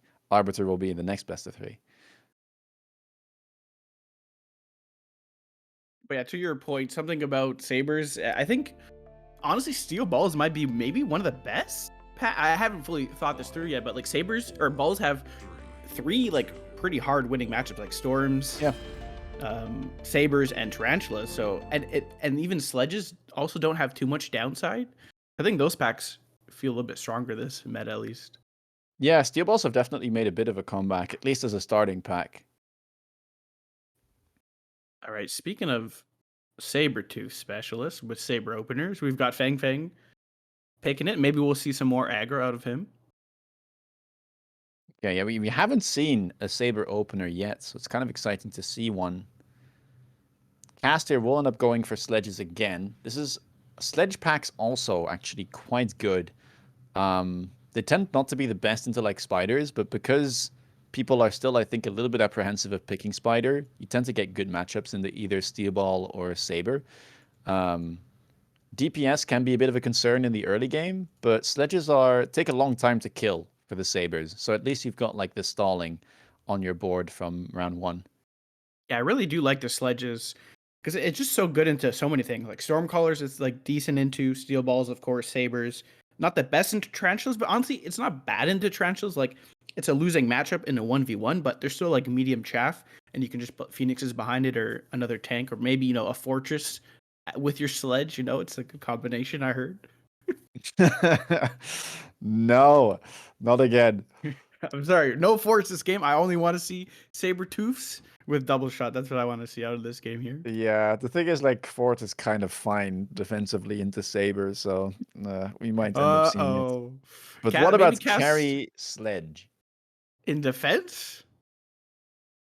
Is it? Yeah, I good? mean, look, I was hoping you would say, Yes. yes, and then we could like cope. Oh, sorry. Yes, I think the EMP technology will kill the Sabertooths. Yes, copium. Just get some early mech rage, get some tempo, some levels, and you're good to go. I mean, if he does commit the sledges here, you can't play Sabertooth anymore, so maybe that's good. There may be other ways to go about it, but no Saber for you. Yeah. I mean, we'll worry about the Scorpions and the Raidens after. Yes. Those aren't real units. They can't hurt you. I mean, they're not on the board now, so that's a True. problem for the later me to solve or the But later Berlik past, is I guess. known to give nice gifts to the non-sledge gamers. Yeah, so maybe. but then you have someone to blame other than yourself, which Hmm. is True. That's the attitude you need to win the MAG1. yeah. I heard. Anyways, we first have round here Ace and is, push. yeah, it's kind of doomed. You can't really win this early round into Arc, Saber, and Sledge. Again, you have the stall, but the problem you have is that you don't have enough chaff clear with just Sledge, but if you buy Arcs, you don't have DPS. So round 1 tends to go to the Saber player basically every time. I think, though, there is ways to actually, I don't know if you can win, but you can at least kill one Sabertooth. If you do like a middle sledge pull and you buy 2 marksmen, I think Yeah. you can do enough to kill and at least Yeah. stop some of the tempo. But You can kill one for sure. Phoenix looks like the best pickup here. Like Farseer for sure, but maybe Phoenix is better than Farseer just for the damage. Yeah, for cast, I think you pick Phoenix. Like, Phoenix into Farseer is also just, like, fine. Like, yeah, Farseer is anti-air, but Phoenix has the damage to kill them, so I think it's just such a good pairing. He also gets his Fire Badger this turn cast, so getting access into Phoenix early, get that DPS on the board. You kind of get rewarded for not going marksman early on. Yeah, for sure. I think that's like the 2 approaches for handling sabers with sledge openers. Like you lose round 1 and go for Phoenix, or you attempt to like get your marksman scaling round 1. But of course, like you'd rather have Phoenix, but of course you can't do that round 1. So we got flanks and some tower pressure from cast. Looks Yeah, like it will get tower. I'm not sure if it like will hit the saber or something. I'm not sure I like this so much though. Like, cast doesn't run jump drive, so those Phoenixes need to either move or get sold or stay there. And then the Fire Badger up top, I mean, obviously cast can't know this, but nothing gets pulled this turn. Like, that's not meaningfully gonna get to tower in time, I guess. I mean, he will get the tower on the right, but I don't know. Yeah, I think there's just like that turn was already so many problems to deal with. Like you need DPS on the board, you probably need more chaff to deal with all the saber spam. But now he has 2 deploys on the flank, which really don't do much for stopping the initial push. And then on the right side, they're not really helping with the main push. He's maybe just hoping that the tower debuff allows him to do a lot of work, I guess. Does he get the debuff? Or do they all go to the Saber? Oh, they were Okay, decided. one Phoenix does. Oh. Okay, well, debuff here will certainly help. Actually, Farseer did end up turning there into the Badgers. I think that's solely because of the crawlers that were added. I think you're right, yeah. But Phoenixes, was gonna say they're gonna close things out, but they won't. Farseer will prevail. Maybe the That's a first double was the better cheese. pick. Yeah, I mean, look at the damage look. numbers. True. I mean, it is a really good unit this early on, but I feel like this is kind of the product of going for the double cheese this early. Like, if it doesn't work out, you now lose so much tempo. Yeah, I don't know if you want to gamble too. Like sometimes it's fine to make these plays if you're like waiting for unit drops and you don't have much else to do. But in these scenarios, I think you need to like stop the bleeding. Yeah, I don't know. I mean, we'll see, right? If Cast can pull this off, because he is known to do these type of deep flanks more than anyone. But yeah, he definitely has some problems to solve now and deployments that are in Narnia.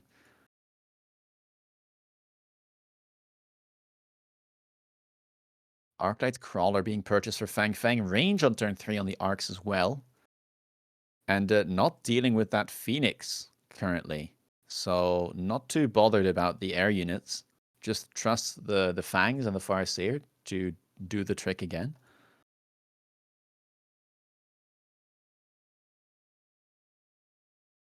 Yeah, I really like FangFang's like style of aggro. Like he doesn't hard push one side. He like slowly like starts to like a little staircase back to his base to like a little bit defensive and then more tower pressure on the strong side.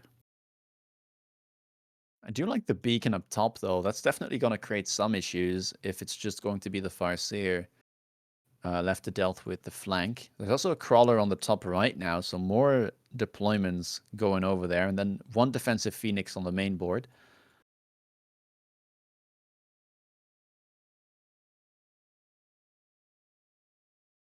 Let's see. Lots of hit points to go through for Cast, so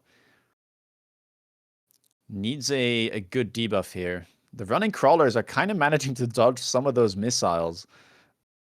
I think And they might they get might in. be able to get the tower, yeah.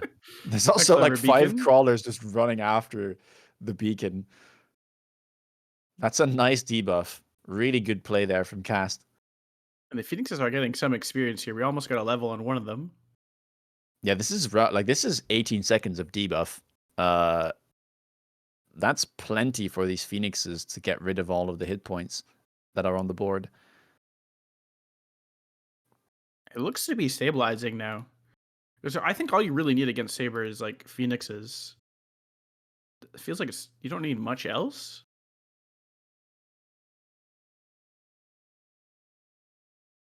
Yeah, that's a nice turn.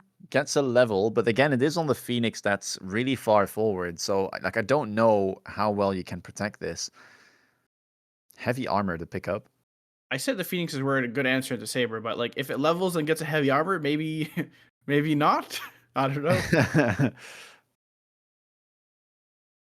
I mean, yeah, I think Cast at least here has managed to stop the bleeding, and he's created some problems for FangFang, so he can now like use some of that free space he's created to strengthen his main board. You know what time it is, I think? No, don't say it. Heavy armor equals fortress. That's just what you do. I'm sorry. Just No. putting it out there, optimal lines, perhaps. It's just like if you say fort 3 times on stream, like they're going to show up. I mean, I said it in Arbiter's game, and he got it like turn 3. I was like, "Holy, Yeah, relax, true. chill."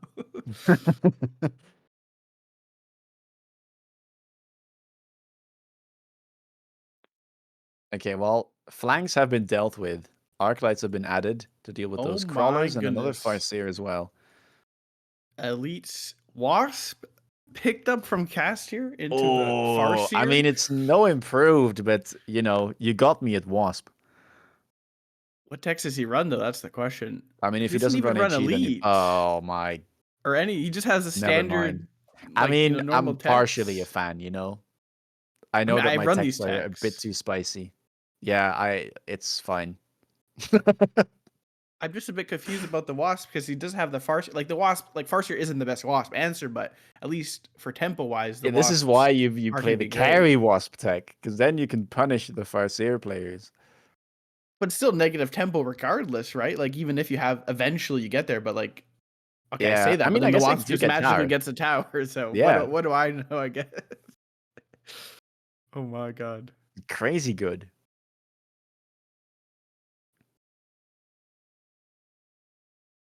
All right, well, looks like another good turn here, although left side is creating some problems. That level 2 Saber with the heavy armor is exceptionally tanky. And there is still a Farseer that's just hiding behind it, using it as its own shield. And with the debuff, yeah, there go the Wasps. And there go the Phoenixes. That's another like cheese turn where Cast doesn't end up winning. And he kind of showed his hand because he did invest into the Elite Wasp. So now without trolling, like Fortress hand here looks really strong, right? Like I know you go Fortress anyways, but here we have 3 reasons in the sky, right? Maybe. Yeah. I don't know what I else hate do you want to that do? it's like, it's like have a problem, buy Fortress. Wow, Oh, jump this drive. jump drive. Okay, maybe you don't need Fortress anymore. Just more I mean, you could just buy Farseers. more. Yeah. I mean, he got the level on the Farseer, so I guess you can kind of wait it out. Like, you won last round, so like, how bad can it really be? You know, just like kind of wait to see what the line is. Do they go like carry Wasp? Do they buy more?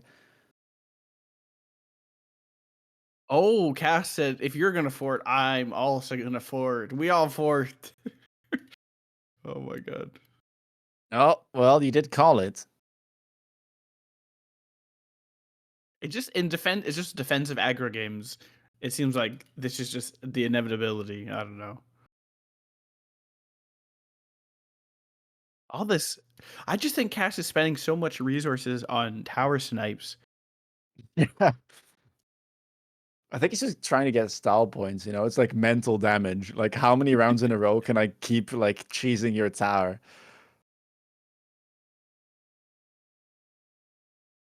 Like I mean, basically most of his deploys have been just trying to get tower snipes here. yeah. I mean, if this Wasp can get the level 2 Farseer, it's already kind of worth it.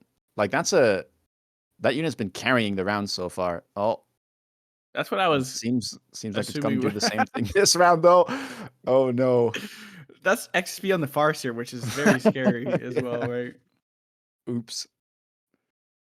But hey, Farseer is not good against Fang spawn fortresses. True, he's baited him into a bad comp. Now it's time for forts. But there's a lot of How damage, much right? damage will he take, though? Yeah. Farseer always deals more damage than you expect. It still deals 300 at the end of the turn. One weakness, though, to Fortress Spam is it does take a little bit to get going. And you really, if you can close out the game with like a level 2 factory armor or something of that sorts, you don't really have to stress too much. Oh, baby. The Rhino's here. It can kill fortresses for now. Mainly the one on the line. I mean, that's a big boy. That's 160k worth of hit points. Double shot on those level 2 sabers as well. I mean, there's a lot of DPS on the board all of a sudden for FangFang. Yeah, I do like the double shot. Like long term, double shot doesn't really beat Fortress, but you really just need like 1 or 2 more rounds. Here's what Cass is gonna pick up here. Whoa. Replicate as well. I like that because he's gonna make sure his Rhino tanks all the chaff clear, and then the crawlers get in. Maybe. Yeah, this is like a lot of like low cost, really high tempo techs being taken in one round. You've got the high level Rhino with the armor for like a nice boost of hit points. You've got the double shot, which is cheap but gives you a lot of DPS on the sabers. And then you've got replicate on top of things. Cast picked up the level 3 Typhoon, but that's not going to have a good time into the armored Rhino.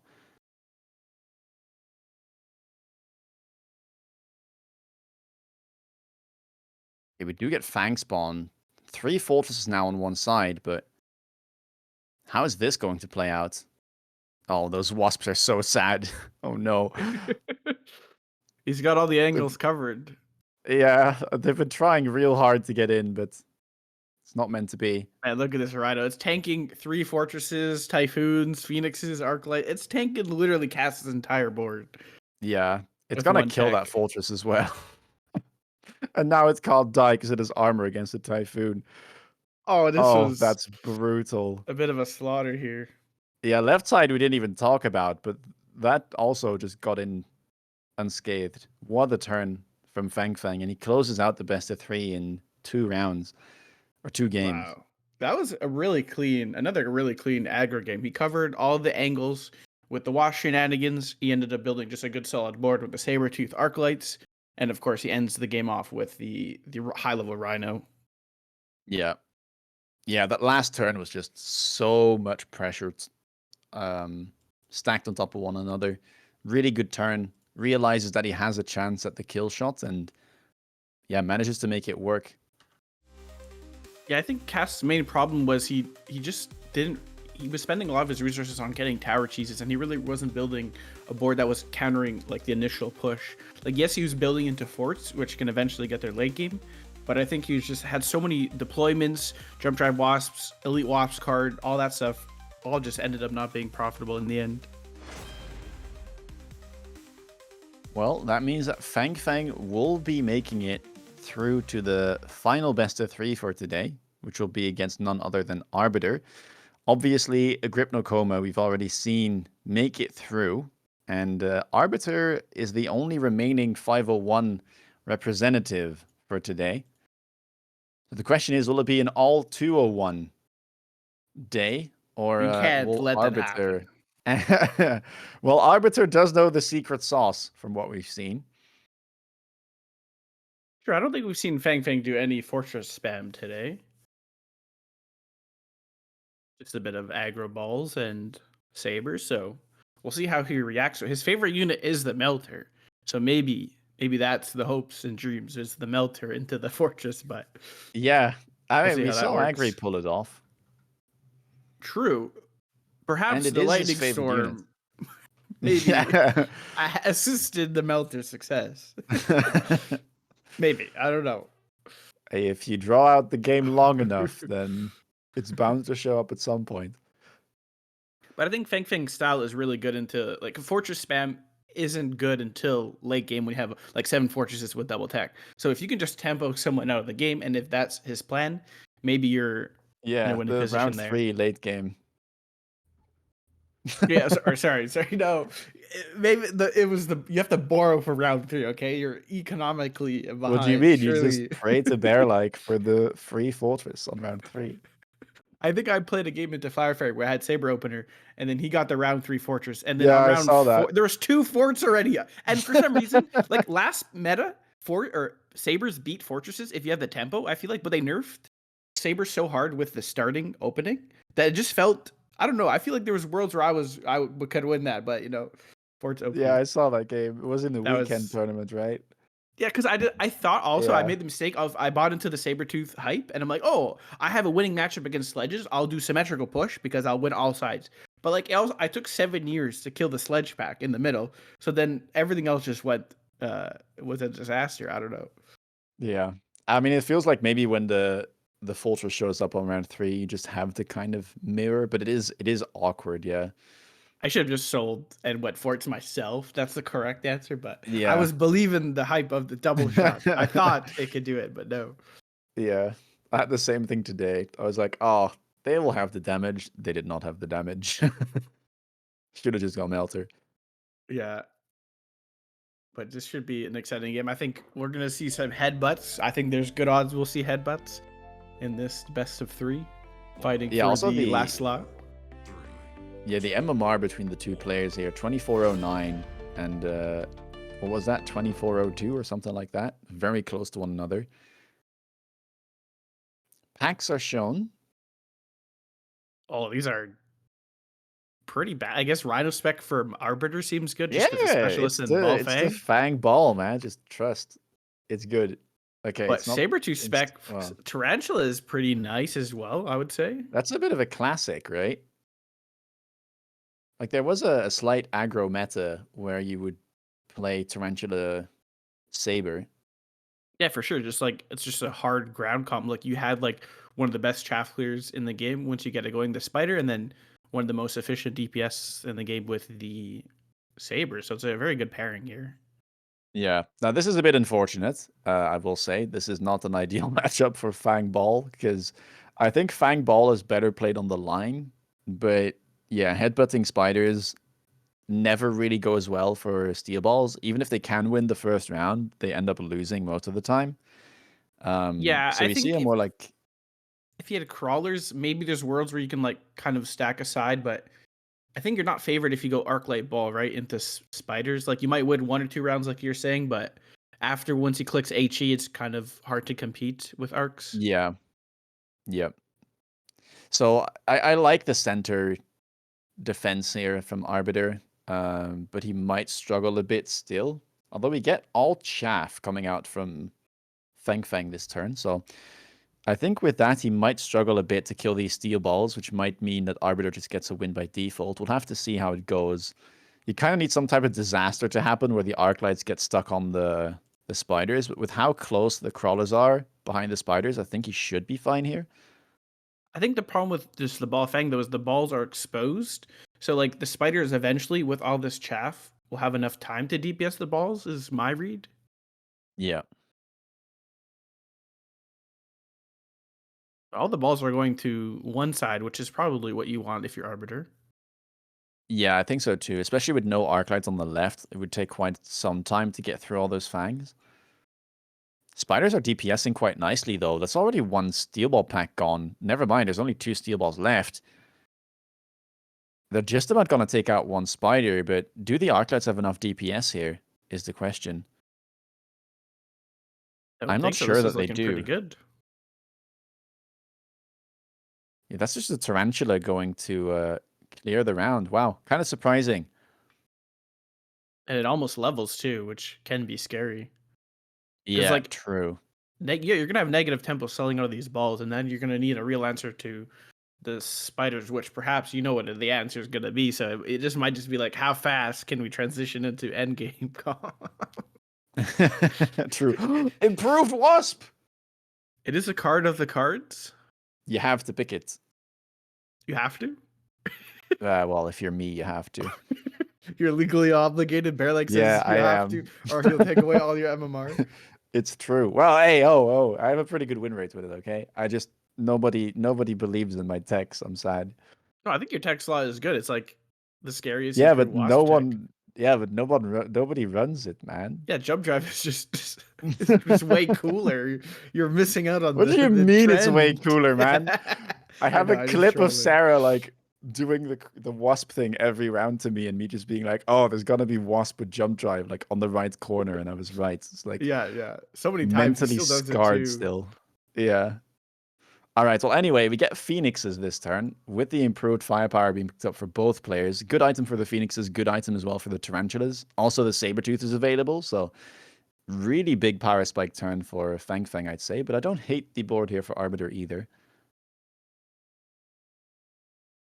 Yeah, he just hopes that the fangs can clear up this Phoenix, but I think FangFang should be crushing the ground with the additional spider deploys. But I guess the Phoenix does insta-lock the Tarantula here. I mean, there's no real anti-air, right? Like, it's just the fangs. So, as long as the arc lights, like, get rid of most of the fangs before they die, this should be fine. Ooh, the Tarantula turning there is actually really good. Stalls the tower debuff for a bit. Maybe this Phoenix can kill it before the tower goes down. That's such a good timer. But the fangs, the squad. Yeah, Fang Pack will beat those Phoenixes, but, you know, not Oh, too they're bad. I mean, he's levels. very healthy still. For sure. This is I'm telling you, this is the power of the Fang ball opener. Like, look at how healthy you are. Big chilling. Yeah, you're Now healthy, you can just but stall. Yeah, but now you can stall for the inevitable fourth defense. this is true. But Incend is picked up from both sides, which, I mean, this is just going to be a disastrous turn. Everything's just going to burn in the fire. But it is good to be Spider, more right? stall. Yeah, I guess. But You're this immune this to Phoenix is gonna spells. have like the best time. Yeah, and they got a level with the item, so it hits for 20k, like as a full pack. So they'll be one-shotting the spiders here. At least Double the level Phoenix 1. pickup.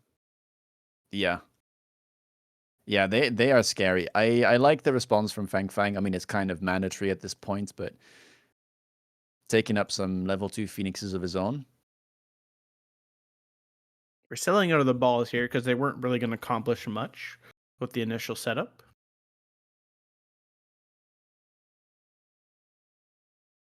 Also, there's quite an important breakpoint still. If Arbiter were to take the first defense enhancement, then the level 1 Phoenixes, I think, don't one-shot the level 2s, but for now they do.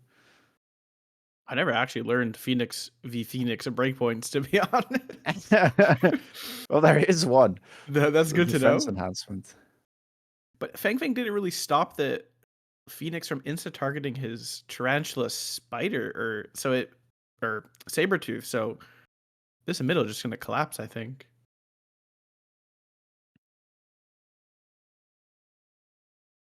Well, nobody gets to have chaff this turn. Oh, I mean, that is very satisfying, though. The Phoenix is double teaming. Oh, but they do end up going down. Yeah, that one-shot breakpoint there doing some wonders for FangFang. So he will come out ahead. And now his Phoenix's level. Do both of them? Okay, just one pack levels. But you know what unit is good into Phoenix? No, you don't want to go Fortress Antier. That's a bait because he's also your opponent's also just gonna match fortresses. So you just gotta just take it and go Fang Prod. but what about Fang Spawn? Fang Spawn also counters Phoenixes. True. That is fair. Oh my god, the Rhino is back. Do you just make an sell it appearance. or do you keep it?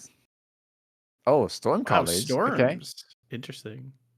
I mean, they're pretty good against like the big, slow units from FangFang, but it's not exactly what I expected. Kind of sad to be Rhino Specialist into Yeah. the better Rhino Specialist. I get level 2 Rhino, you get level 4 Rhino. So unfortunately, Unlucky. this Rhino is just doomed on the left here. Yeah. Oh I mean, my you know, god. Oh, hey, it's the Sorry. fortresses. Sorry to No cut way. you off, but there is a fortress. It's fine. Uh, We have to highlight the unexpected plays. yes. Okay, but we've got a mobile beacon Rhino with the spider. So like these guys together will make sure tower goes down. I like this play. I mean, the Rhino is on the correct side, so it should lead to a debuff.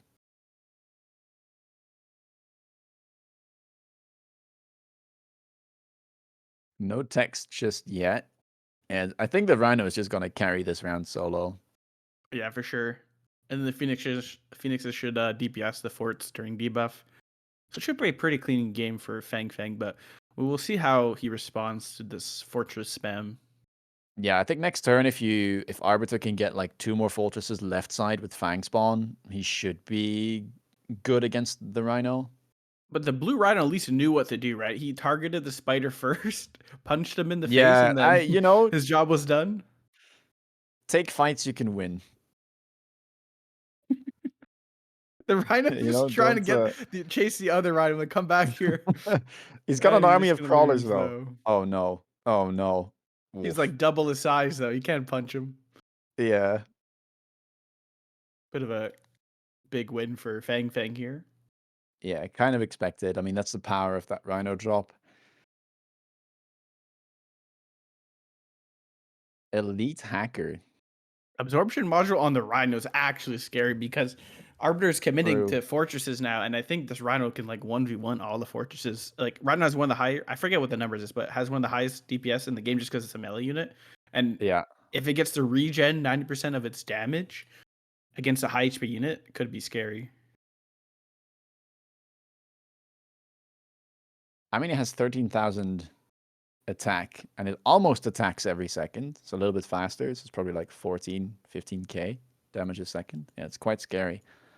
I don't even know if 2 forts can get it done. Yeah, I mean, I feel like you do need the Fang Spawn this turn, if anything. Does this missile splash onto the Rhino or not is the question. I think it does. The missile is... Well, one missile was from FangFang, right? And one is from Arbiter? Or am I blind? No, I think both of them are from Arbiter, no? Wait, some technical difficulty. Okay, it is Arbiter's missile. Sorry, the angle I was viewing it at wasn't... I couldn't tell. All right, we'll see how this works. We need color-coded missiles. I know. They're just on the line missiles. We don't know whose line it is, but we've got melters in response to the fortress. We'll see if it'll be enough. I think it's going to be another game similar to Agri's where you want to close out the game fast before the fortress comp gets online, which I think FangFang has the room to do so. Yeah, double missile here. Both of them did hit, so yeah, this Rhino is going absolutely nowhere this turn. If it connects, though, it's regenerated, but unfortunately doesn't get in with the double missile. Yeah, that's not going to happen. Right side, though, does look good for FangFang. And the Fang spawn has not been clicked just yet, which means that these fortresses on the left should go down to those melters as well.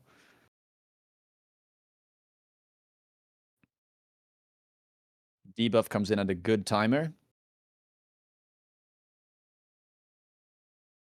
And yeah, I mean, that's a pretty big turn. That's 2 melters, 2 tarantulas, and the Phoenix surviving. That's like 1,200 damage or so.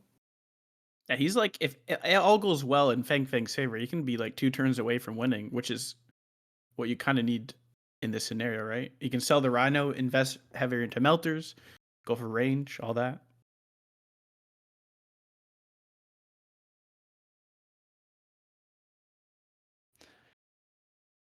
Free units. Time for oil, number 2. Oil fire. I mean, fire comes back next turn. I guess Fire Badger here isn't the worst pick, but the problem is, how do you deal with the Wasp? I guess you could trust the Fang spawn to do its thing. We actually get a Wasp pickup from FangFang. There isn't much anti-air on Arbiter's side just yet, but like, it's not like he doesn't want to go for Mustangs. It's not like the end of the world, since their Mustangs are good into the, at least the melter aspect. Like, you go range Mustang, range fort. Yeah, I like the pickup from Arbiter, though. This kind of works. Okay, he sells one of them. I thought he would keep them, but He doubles usually down, Sledgehammer though. is doubles down on. Sorry, he doubles down on the Rhino. He's got armor tech now. He just looks like he's staying with it. And it should be good. It still tanks all the fortresses, right? And it stops. Like, with fortress spam, in this scenario, you want to just go wide. You don't really want to level your forts. So it does maybe force some resources to go into levels as well, I guess. The one issue with that Rhino, though, is that in its current position, it can still get slowed down the exact same way it got slowed last turn with a missile. But I guess it's a bit of a mind game. Like, does FangFang put some chaff in front, or like, does he put a missile interceptor? Wow, we got Looks like borrow it won't range get and slowed. speed, though, from Arbiter here. Wow. I mean, we saw a similar play, right? Again, in his game against Agrypnocoma. And he did end up losing, but I think he wants to make sure he just doesn't die here, because if he gets to end game, he should be favored. But if he can just get over this hump, he should be fine. yeah, having the range also makes such a big difference against the melters. Right side is locked on, but the level 2 melter is just a little bit too tanky from the looks of it. Still has the Stormcallers, though. They're not doing too bad either in terms of DPS. Left side looks really good.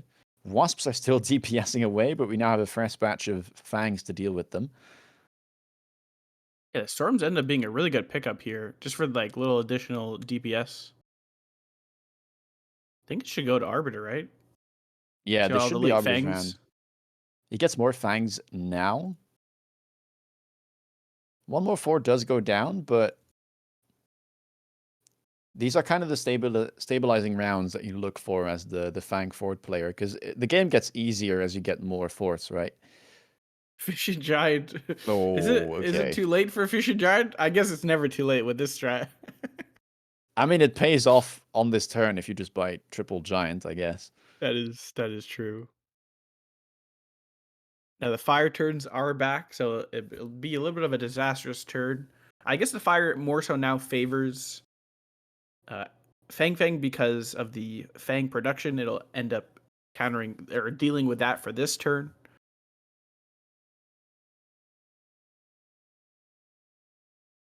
Does have quite a tanky tarantula in the middle, though, with a damage item.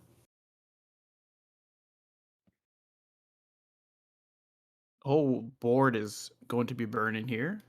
Yeah, I'm wondering if... I mean, Arbiter still has some money left, but I feel like you kind of have to shield in some places, no?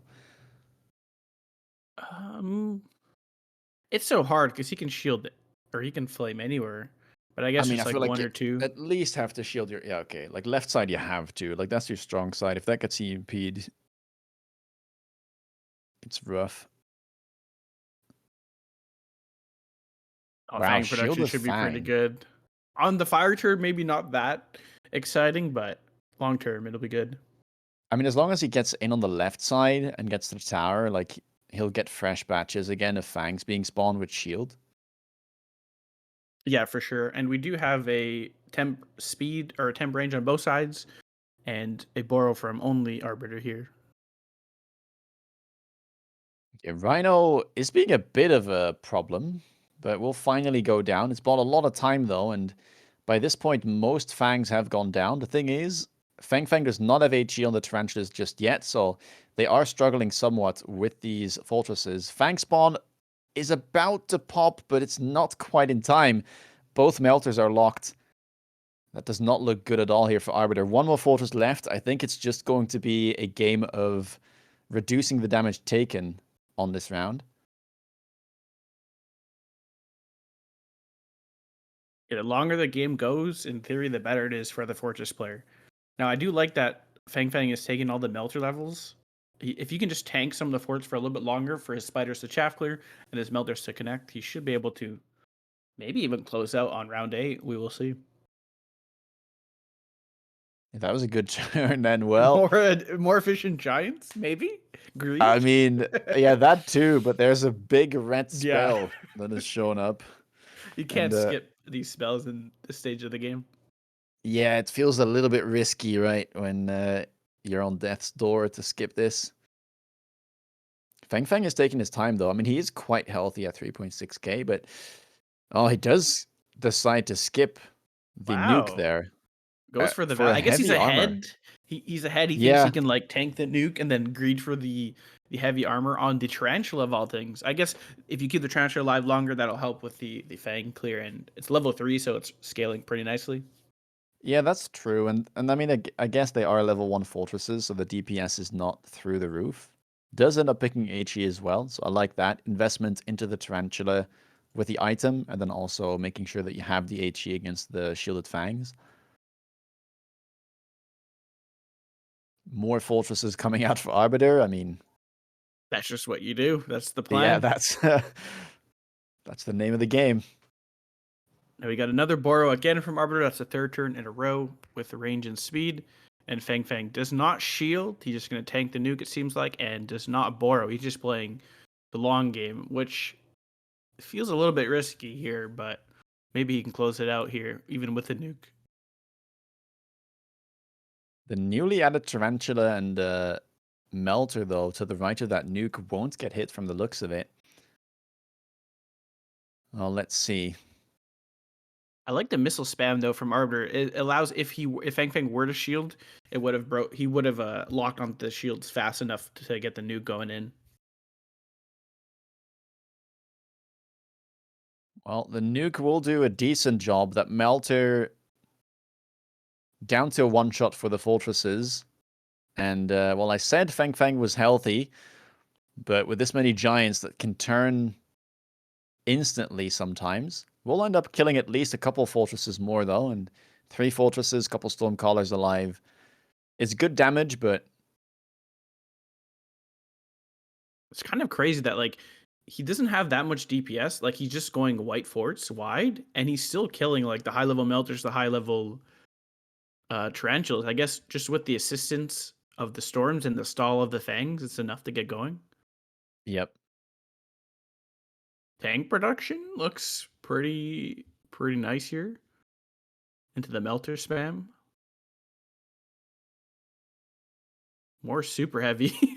Just having more tank to buy time, but I think this is not like you're playing against a fish and giant manufacturing fort spam. Like it's round 9. You should just auto lose, right? Like I don't know. It feels like it's gonna be hard to do with Yeah, a this billion is gonna get out fangs. of control. Okay, we get Vulcans. I mean, that is like the one way that you might be able to win this with some type of fire does have the incendiary bomb available. Will he click it is the question. Oil is also available, so might be able to like incendiary bomb on one side and then extend the fire to the other side of the board where there is no Vulcan. Goes for range instead. Huh. Well, he has to keep his Vulcans alive is probably the thinking. But unfortunately, like the oil play is nice, but it's also on the turn that there's a smoke. So Arbiter's probably shielding anyway. So the oil play has to be like in this conservative position here. Should do a lot on the left side. It probably wins him left side. We'll see if right side can win. Oh wow, he's doing like he's beaconing a spider away from the side that's oiling because the spider is basically useless after all the chaff burn. So maybe he keeps like a late spider for additional chaff burn on the weak side. Yeah, that's a nice little touch from FangFang. Let's see how it plays out.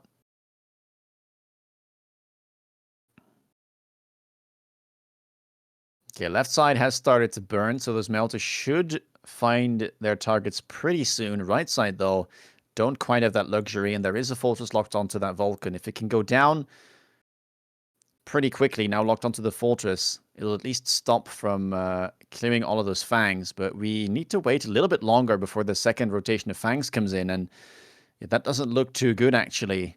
All of the melters still alive, and it's a bit of a similar situation as in the game between Agri and Arbiter, with the melters prevailing. Wow, I think it was just the perfect timing on the oil. Like he just had it. He just like the later the game goes, the better the oil play is, and then he ends up killing all chaff on one side. Which, if you kill all chaff on one side, the melter's just like it's just the heaven for a melter. So he ends up hard winning left side, and then he had enough melters, and I guess his stronger side was on where the side there was no oil. So ends up cleaning up the game here. Really well played by FangFang.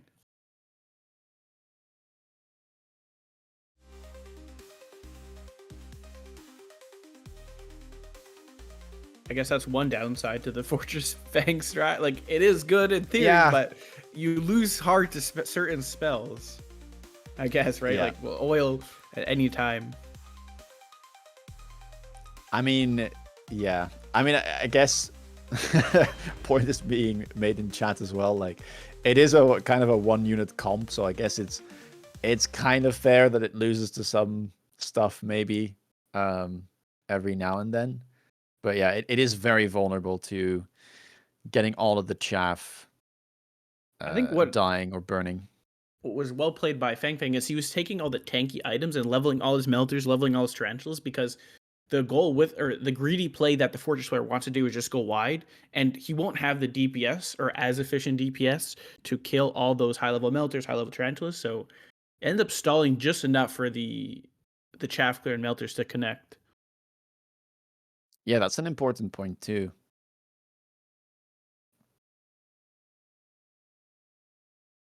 Well, it's not quite over yet, though, for Arbiter. We'll get another chance at this. The question will be, do we get a similar type of game here? And will we see more fortresses, or are we going to get a different style of play?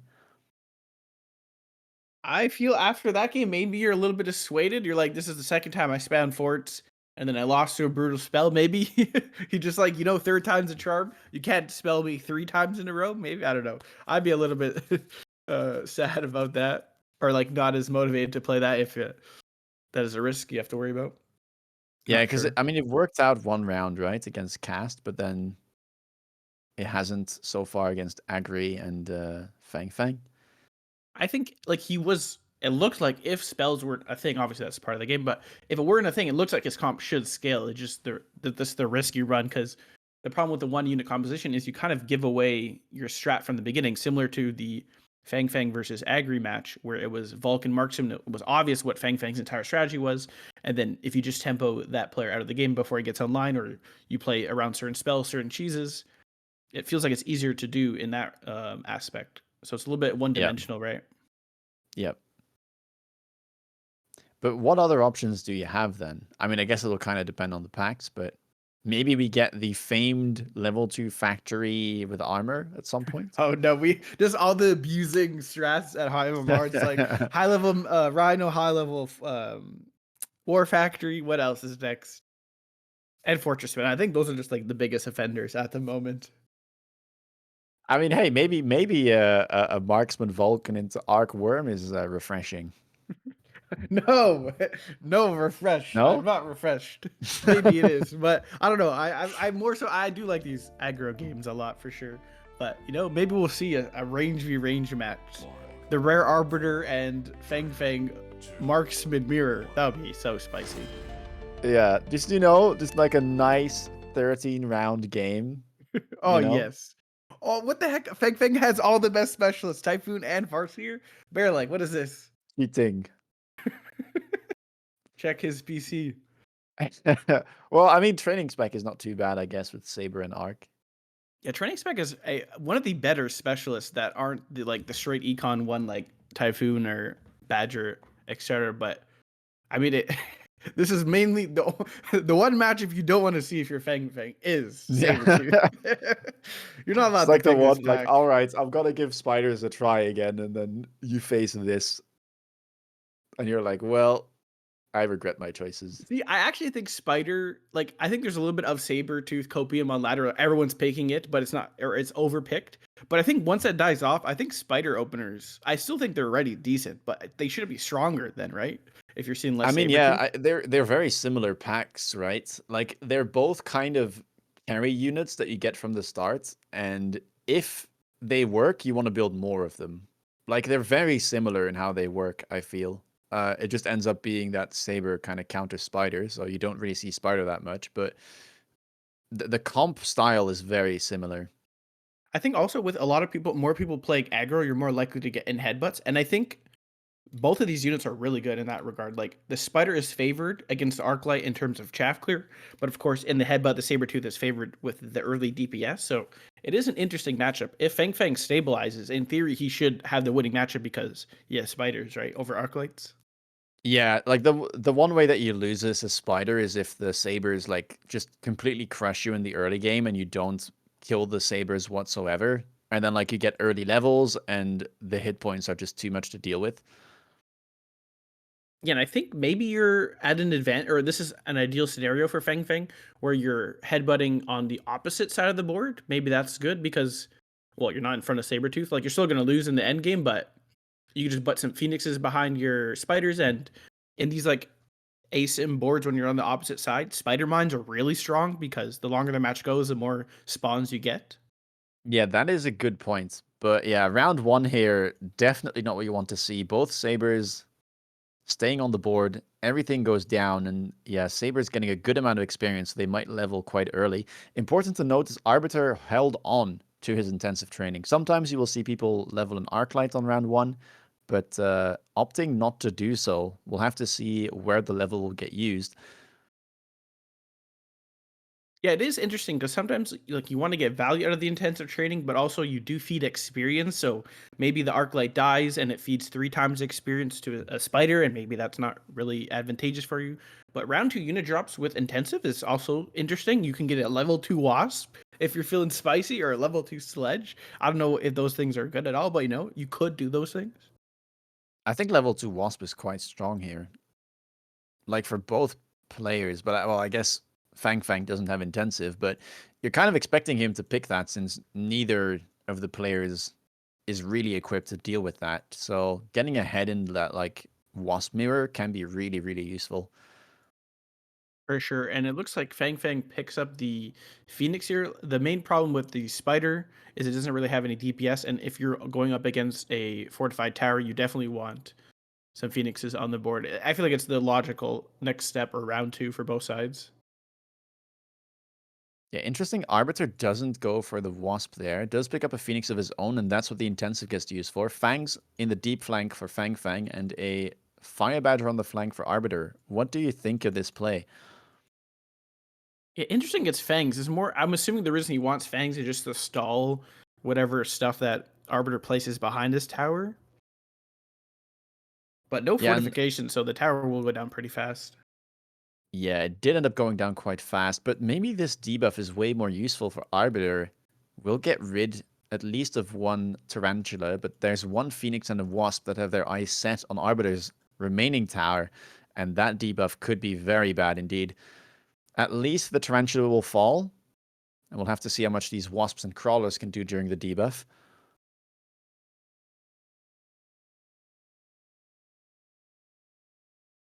Looks quite good here for FangFang. Yeah, the Wasp is a very good addition because it chasts for the Phoenixes. Because it seems now it's going to be like a Phoenix duel. More or less, it's what's going to clean up the early rounds. Yeah, what do you think about this Fire Badger on the flank from Arbiter? Do you like it, or would Yeah, you I have really picked like it something because different? it didn't do much this turn because the Phoenix turned a melee to it, but it's more so a stall, pull all the chaff type of scenario.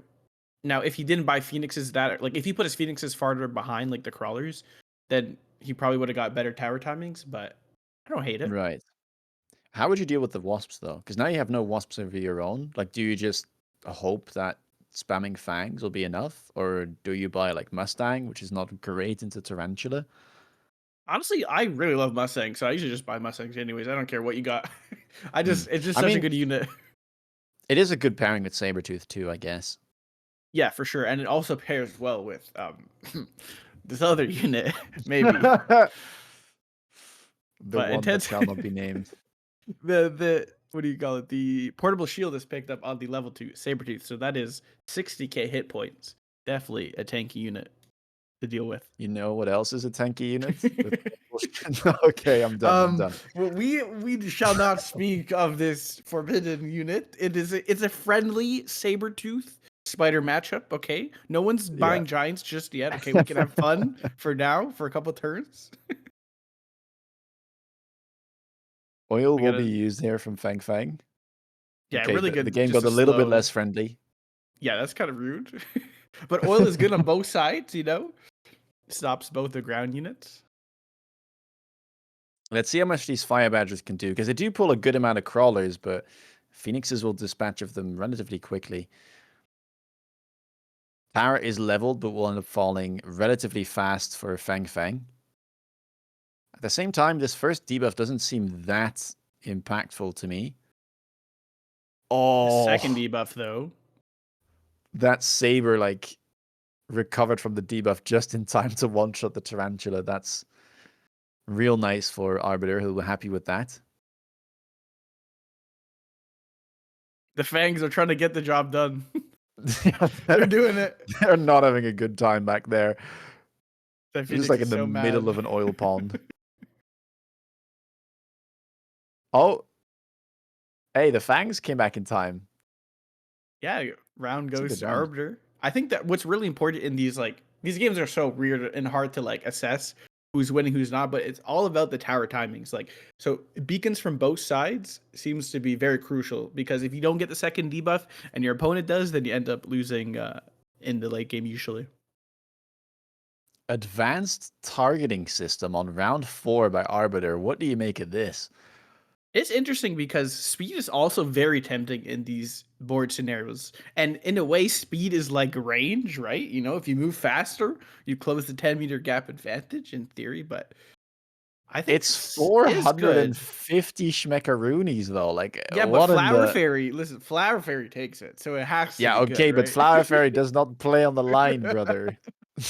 Yes, but this is different. This is different, right? So look at this. Look Also, how far if- they are. If range equals speed, then why not just take the cheap speed card that was also on offer? Listen, I don't it's know. perspective. It's a state of mind. Yeah, I'm hating. I know. My bad. I'm just trolling, but we do have an intensive Mustang. The best unit in the video game is now purchased, and we've got a chart shot pickup here. Wow, this is enticing some the unit that we saw before, maybe. Yeah, there's 4 air units. Maybe we'll see a bit of spice being thrown in with some Fort AA first tech. We don't see that too often. Usually, it's Fang production. The nuance here is very important.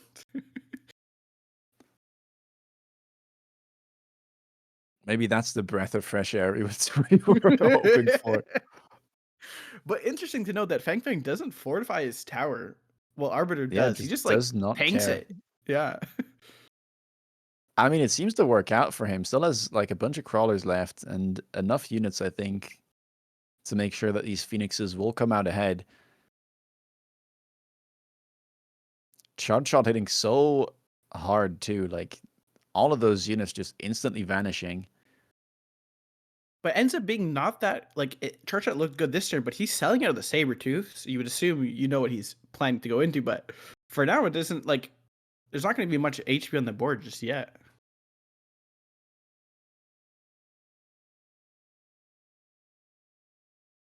Well, Ooh, laser sight for the more. Look at the range advantage. See, look. How can you compete? I mean, you can just pick a laser sight yourself, and the range advantage will still be 10. But No. It's 30-meter difference. Get outscaled. All right. Additional play picked up from FangFang, which is a smart econ play. all right, well, we have 1,000 resources for Arbiter. Some of You it know now what that being used for means? the oil. You could It's not- perfectly get. 2 factory, yeah, no I fortresses, but guess oh, you he want goes AA 1 this with turn, AA. though. Like, it's more important than waiting because the Phoenixes still do a lot of DPS as well, Now, he and you could get experience, right? loan. Yeah. That's true. What if It's he not too loaned? bad. Probably maybe worth it. You get levels, you get experience, you get deploys, I guess. I wouldn't hate it.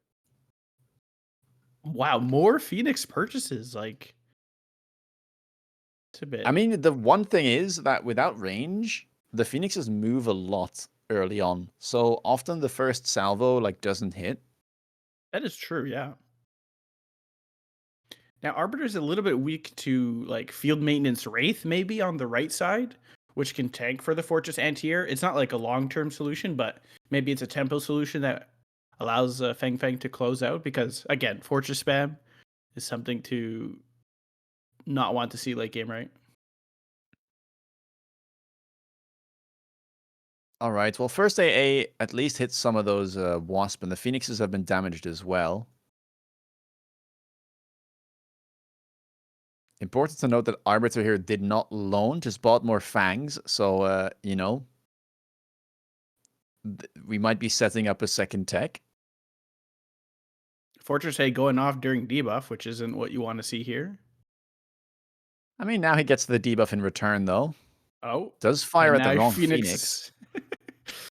FangFang still doesn't fortify his tower. He just doesn't care. He just says, "My tower timing will hopefully be better than yours." And it Okay, looks well, like now it we have is. the range advantage, you know? Point blank Mustang. I'm glad that we gave it all the range. It's a work in progress. Okay, once we click the range tech, it'll be 70 meters. Okay, look at that gap. There's no way you can compete. Come on. Yeah, it's not like, you know, the plan is just to spam fortresses and then let the Fangs do the job. Don't confuse things. Oh my god, stonks with intensive. Stonks. The game is actually over. It's over. What about Orbital, though? No. Okay, he does It's go for it. stonks. Yeah, but don't you just... I mean, I guess. Yeah. Look at the. It's 400 econ. How do you Is say it? no to that? Oh, he has intensive, right? Yeah, I forgot. Yes. Yeah, no, that's disgusting. Like orbital, it's like okay, you kill everything for one turn or infinity dollars, basically, right? Yeah. How do No, you say that's...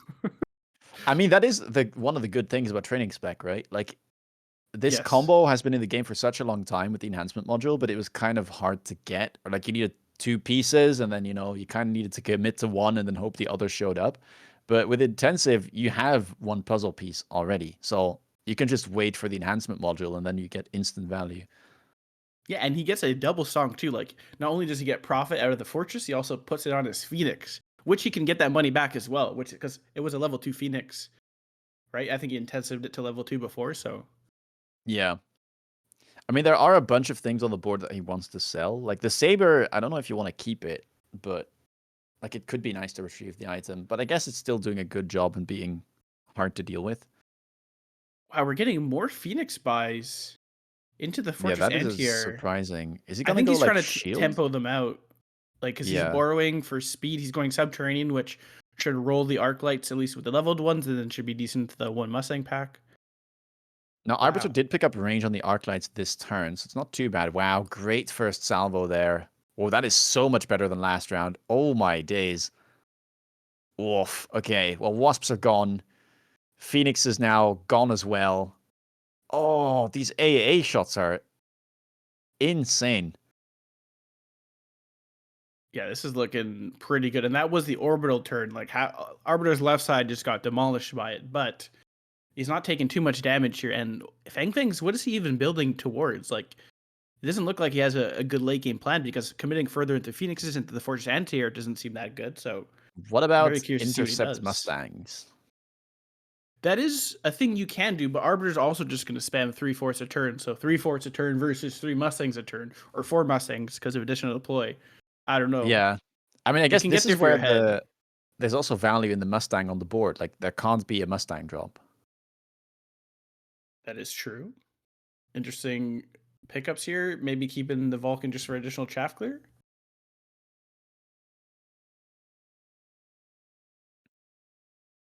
Yeah, I mean, oil is available here for FangFang, but he goes for the Overlord instead. Huh. Yeah, I mean it's a Trying to tank. tank.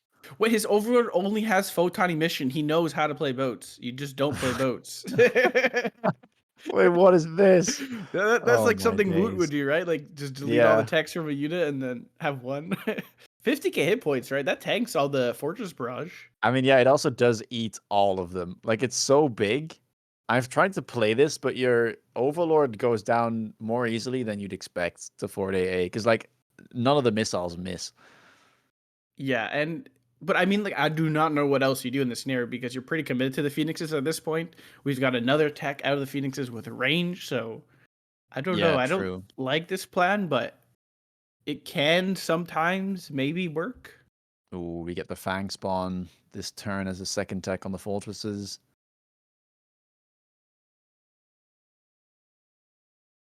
Also some oil. Okay, nice bubble there from Arbiter. Maybe expecting a bit of an oil cheese. He knows that it is off cooldown because it was used before.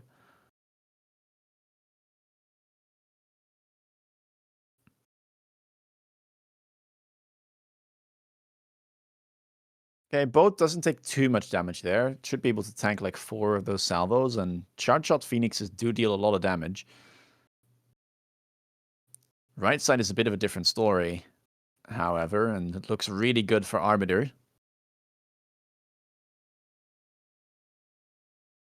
And I have to say, I've been kind of doubting these Mustangs, but they're looking pretty good now. Level 3.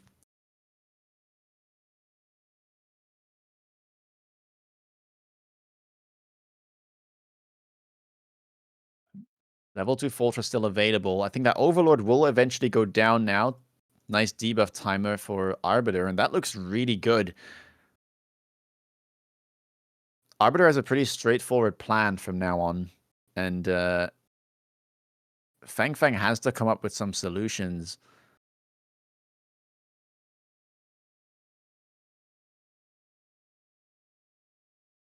So, what I wonder here is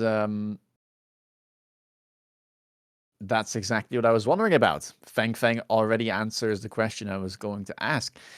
Is he going to go for some Wraith play? I like And it. he is. I Triple don't Wraith with armor. see how Arbiter deals with it just yet.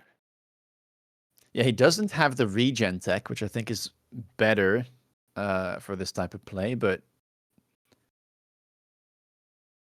Yeah, for it sure. should But still be Arbor's tanky still enough. decent because like there's so many fangs that the Wraith will eventually go down if it doesn't have armor, I guess.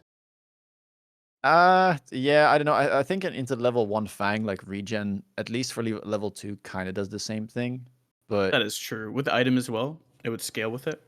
the nice thing is, as well, FangFang doesn't have the best chaff clear, so adding some Wraith that can both tank and then also deal with these shielded Fangs should be very helpful.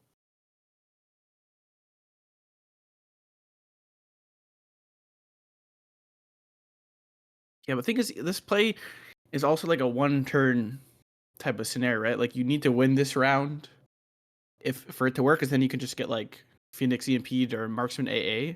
So it's not like I don't know if you'll have enough HP to survive into to close out the game. Right, you need 2.7k right now. Yeah, I don't think that it'll win like the game here for FangFang, but at least it'll give him one more turn to maybe come up with some solutions.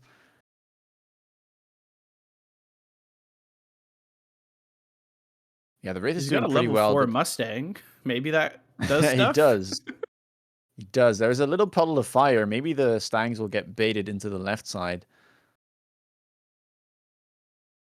Although I guess level 4 Mustang barely does damage to level 2 Wraith with armor.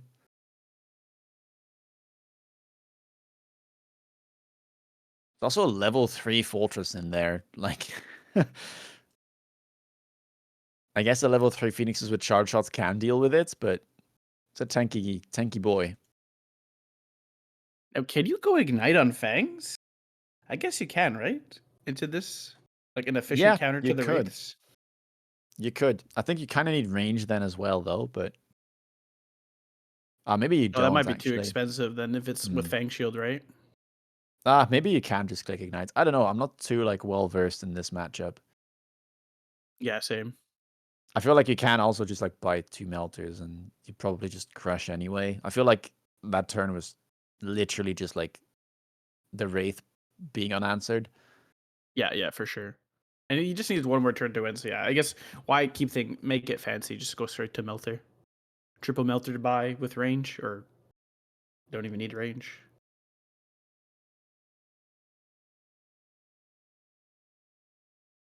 Yeah, it looks like that is going to be the answer. Multi-melt. Oh wow, that's a bit surprising. But that's not necessary, but More beams is is better than fancy. less beams, I heard. Yeah, I mean, you might get like close to an insta-lock here because of how the beam targeting works, right? That is true. Yeah.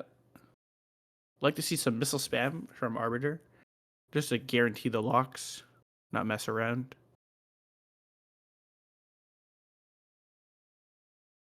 I don't think he needs to missile the chaff, but just to make sure nothing happens here. Keeping the Mustang alive so he can burn all the chaff. Ah, interesting. So the diffraction looks really good here. Yeah, suddenly it's got huge value. Really nice play there from Arbiter. We do get the missile spam. We do get the insta locks. The oil will be burning.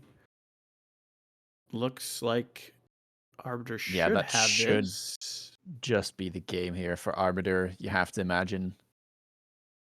But the Phoenixes are hidden really hard on the left side. Like all the forts are almost dead here.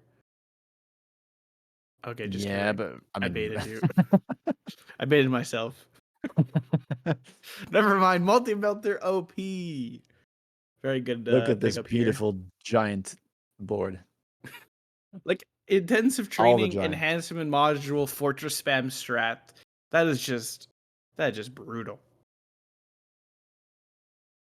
Yeah, FangFang got some really good tempo early on, but yeah, at some point just couldn't close it out, and then it just gets worse and worse as the rounds go by.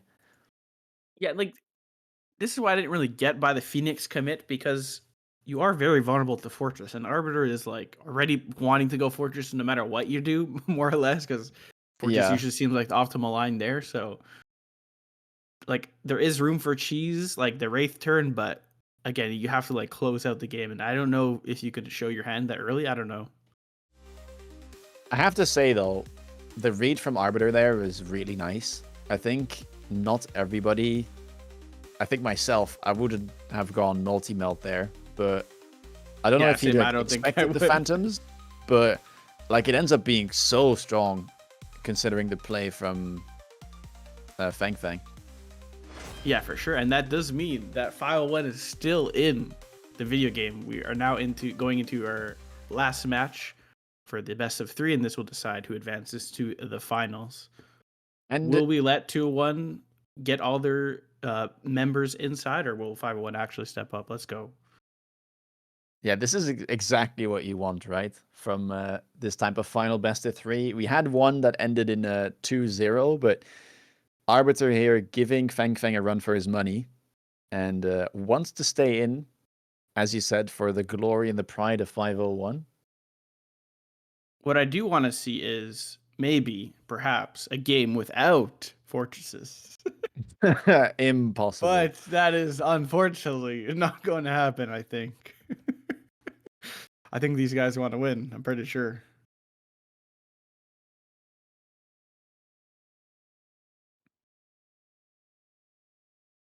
Well, one final game stands between these guys. And remember, FangFang did make it into the finals day for season 1 of the MAG1 League. So, you know, potentially like top 4 player in the world. Like that's quite the scout to take if you're Arbiter. And at the same time, Arbiter, like absolute legend, of course, of the 501 scene, has been playing for forever. So also a valiant opponent here for FangFang to take down. So far we've seen some aggro games, some defense games, we had even one standard game, and we had like a headbutt, or I don't know what you call these type of games where you're like both on the line but on the opposite sides. Yeah, I like to had call that, them so- Crossfire, but Yeah, Crossfire sounds better than the other name I've heard people calling it, but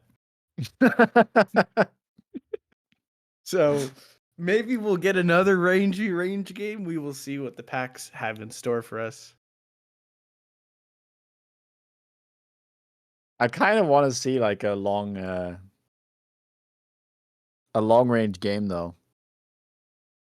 Yeah, I'm kind of excited for it. It's been a while. I feel like we've entered this, and honestly, I'm like excited for this because last batch aggro didn't feel as good, or like last batch being before season 1. But now it seems like there's a lot of like it's basically aggro or headbutts like almost every game at high and more ladder. So seeing the rare like range v range game is Yeah. exciting. As much, I'm usually not the biggest fan of standard because I don't just certain play style is not as interesting to me, but I am excited for Vulcan marksman line. I want to see round 14 again. Yeah, I mean, I agree. I've been playing more standard now than before, and I mean, it feels like you have more options now. So yeah, it's interesting to see how the meta has evolved. The packs are here though. Game 3. Wow, look at these specialists. Good Oh my. specialist, good specialist, good specialist. That's insane. I think Yeah, you some take nice Rhino, packs right? for Arbiter. Yeah, Rhino does look quite good. You could play Marksman though. Like that pack is playable in standard if you like, but I'm not Yeah, sure for if. Oh, Ooh. he did And we pick it might up. get another one of those games. Yeah, I'm not sure if FangFang is gonna. Yeah, he's not gonna play long. Oh, it's a headbutt. Yeah, I think if you both open balls, no one's playing standard. You're just both just gonna put your units on the line, Speak right? for yourself. I would. Really? Okay. Well, that is bad. No, I'm kidding.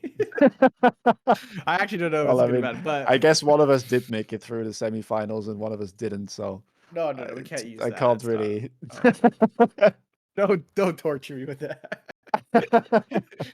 No, I'm just trolling. Anyways, we've got some arc lights and some crawlies. This is exciting. No forts yet.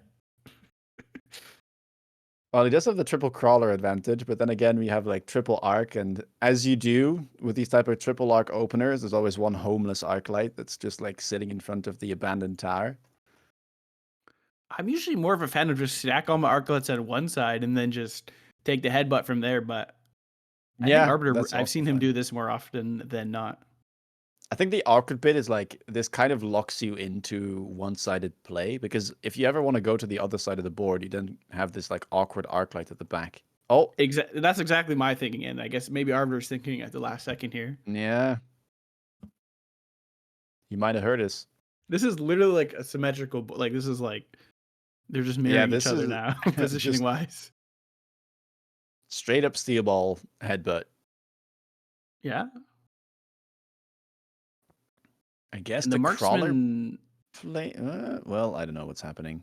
Yeah, I don't know how to read this. There's like arc light shooting things, balls locking onto things. I don't know whose arc light's which, but There's one steel ball left alive though. the Arbiter might hero. come He's out gonna ahead. get experience. He's gonna the get the assassin tower. steel ball. Oh, I Run, think it's gonna amigo. die. No, he's not. Oh Nope. god. Okay, never mind. Oh, What the heck wait. is this game? There's still something alive. There's one crawler. Oh, there's one crawler. Oh my. There was a world where the crawler kills the arc light there, right? Yeah, I Bit guess. earlier. I mean, even the Arclight fights. FangFang is a fortified spec, so Oh wow. Typhoon is Fangs? interesting, but Fangs, right? Like 2 Fangs into deploys. forts? No way. No. Stop it. No. Don't spoil the entire match.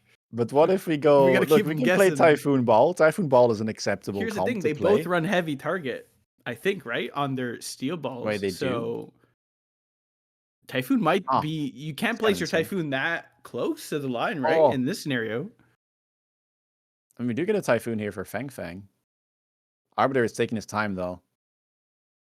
You can have 3 marksmen this turn. Wow.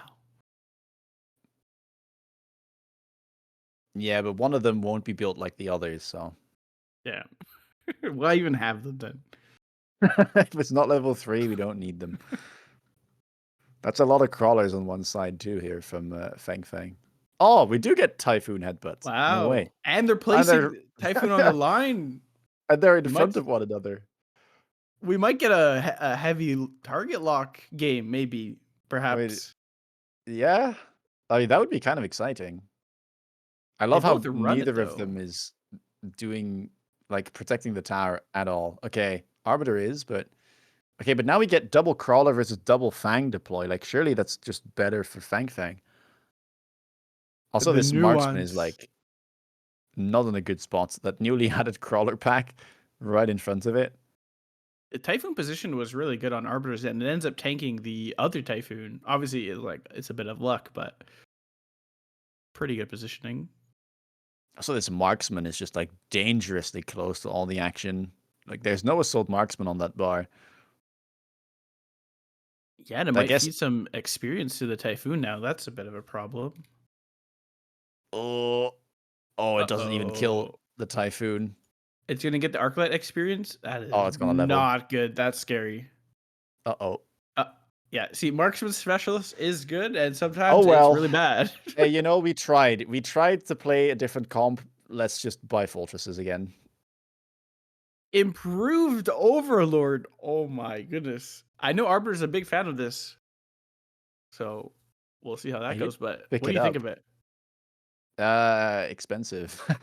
Yeah, and it's like it's expensive, and even if you get it going, like War Factory AM or like AM of any sort is like very good.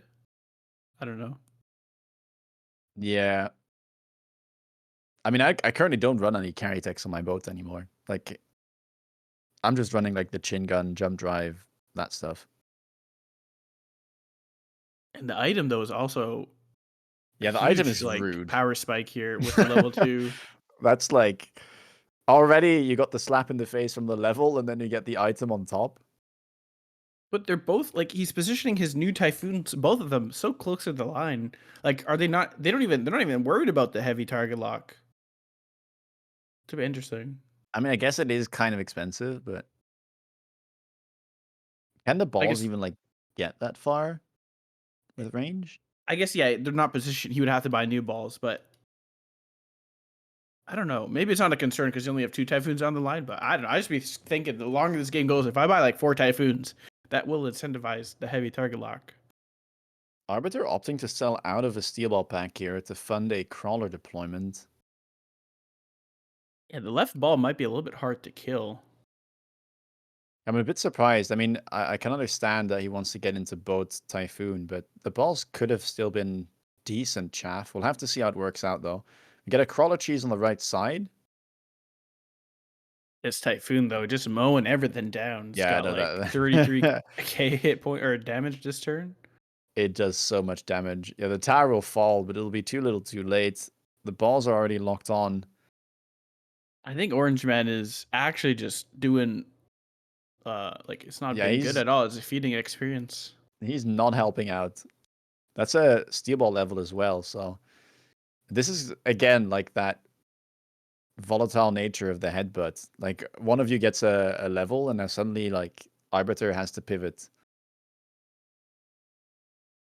Ooh, big spells. Iron Blast. Ion. Kind of hard to skip on both sides. But Arbiter's trying to like set up this like you would imagine the improved Overlord play, so you might not be able to afford it, and you might just take too many hit points setting this up.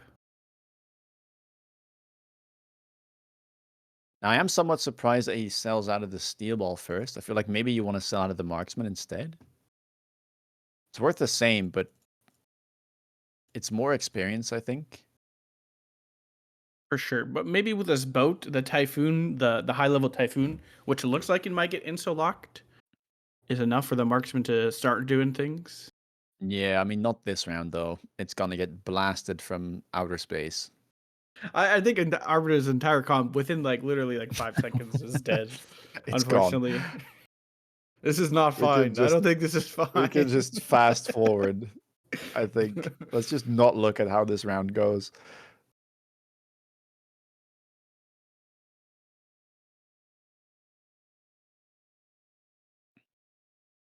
Yeah. But I Well. mean, the improved Overlord, maybe it kills the Typhoon before. Oh, it's safe. Keep it here, Arbiter. Yes, yes, yes. Very good. Very Now, good. please don't Now move boat into the win. ion, Mr. Boat. Okay. Oh my god, close your eyes. I don't want to see this. Oh no. The Typhoon's gonna kill the boat. It's gonna kill too. some balls. Wait, into the Typhoon. Wait, it's Go gonna kill all the faster. blue balls. No way. Nice. Oh, almost. Okay. Never mind. I was Not getting too excited, bad. but I think the Typhoon actually gonna kill Okay, the boat. maybe it can kill some typhoons. Okay. Oh no, the debuff. Oh, Uh-oh. this is. Wait, is that a Typhoon level 3? Okay. That's. Okay, well. Pack your bags. Uh-oh.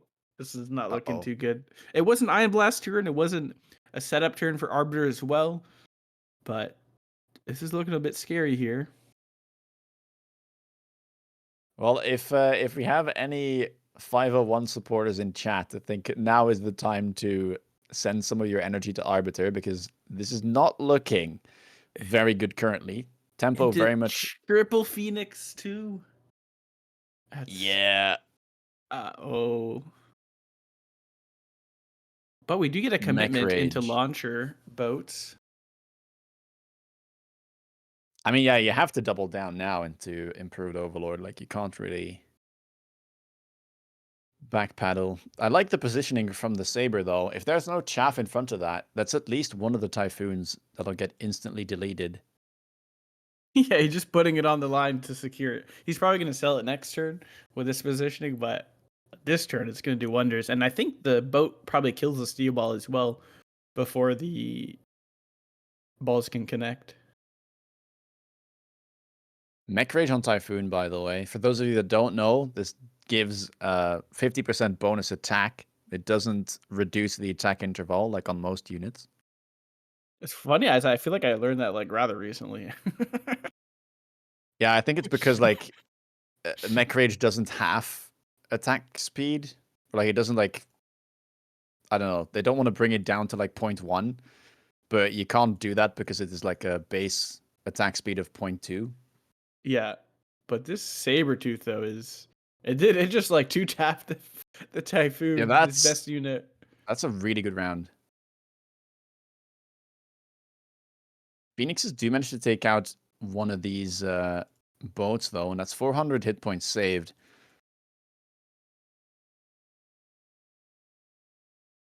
This boat it's yeah. disgusting. The splash is 12 meters. So for those who don't know, improved Overlord is 20% attack, 20% HP, and 5-meter splash, which I think is the more important part because it helps with the initial chaff clear as well, on top of splashing the balls and the Typhoons. Yeah, normal boats struggle so much against chaff, but if you have this much splash, you're kind of fine. Oh, well, maybe you're more than fine if we looked at how that round went. You know what Arbiter could do here, right? You can sell the Saber, tell. buy Fortress and here. Imagine. But I think he's committed to the boat, so it makes sense to keep going. Switch.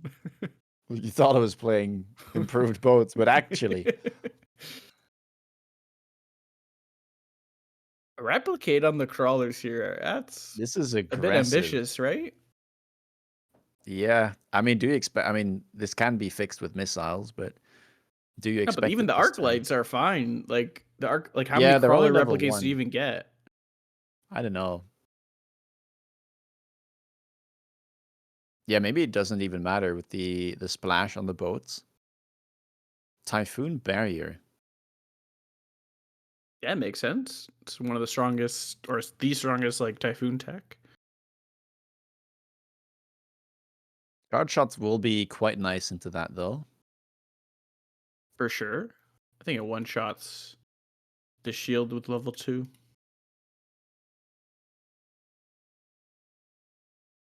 Well, let's see how it plays out. I'm a bit surprised that FangFang didn't go for temp speed there with the crawler tech. But yeah, looks like those additional crawlers did not pose an issue whatsoever. And now the boats are just absolutely crushing, especially the right side. Left side is still a little bit tricky. Those Phoenix is doing a good job, but Oh, it hit the Phoenix splash. first. Woof. That's The Typhoon beautiful. prevails. This is That's looking pretty good here.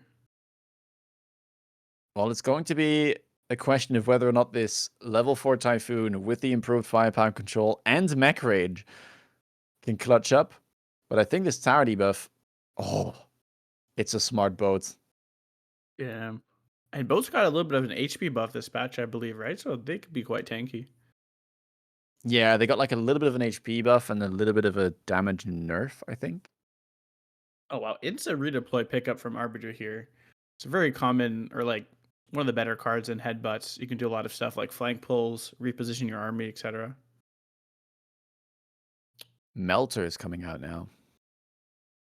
I guess he's abandoning the charge shot Phoenixes and just saying that's not good enough. Multi-melter time. I mean, Melter is his favorite unit from his player card, so I But guess the we get boat to see another should have defense. enough DPS to kill multi-melters, maybe, right? Yeah, entirely I mean, as sure. long as they lock on, right? Like, that's just the name of the game here. Like, who can clear fastest? Elite Recruit Typhoons is a very good pickup here. More chaff clear, more bubbles, so he's scaling in that regard. Yeah, I guess for now, like, he hasn't seen anything from FangFang that demands more boats as DPS. So just working a bit more on that front line and the chaff clear, especially with the commitments into Replicate Crawler, is a very logical play.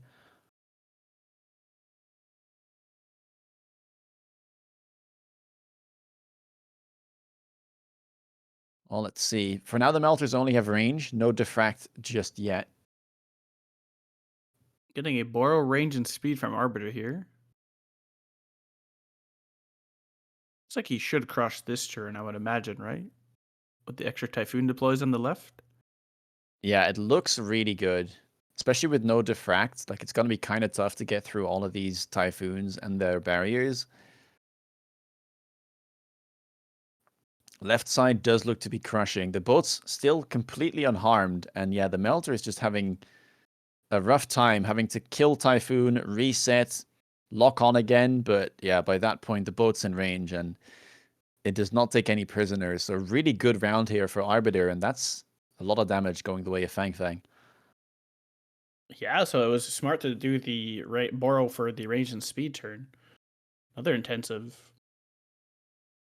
I feel like we keep Smoke saying bomb intensives too. today. So many Yeah. intensives. I don't know what's with the drop I rate. feel like I've had like so many games as well where like I get double intensive and like triple intensive. But the Ion Blast is back, and Arbiter has even more targets to blast apart. But I think Arbiter is maybe healthy enough to where even a loss here would be manageable. He did have the redeployment, so can at least move one boat.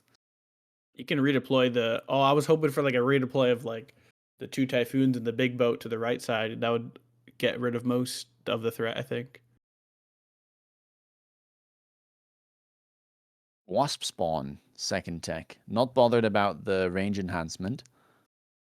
Yeah, the thinking is like, yeah, the Typhoons and the crawlers are chaffing by enough time, and in the headbutt, the range isn't that big of a deal as long as you have units alive underneath.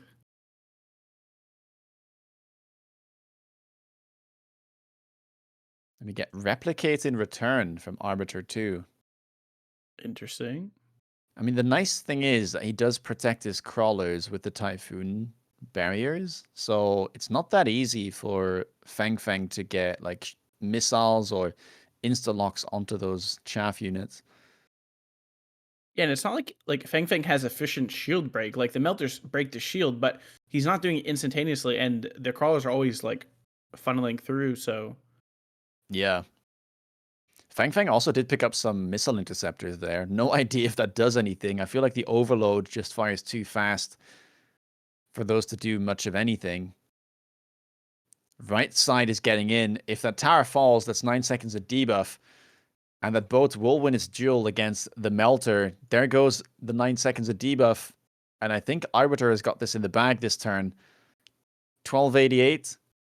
Does the boat end up going down? Oh, it gets saved maybe. It will end up falling. 2 boats, couple typhoons. I think that might just Wow, be it. that's game, right?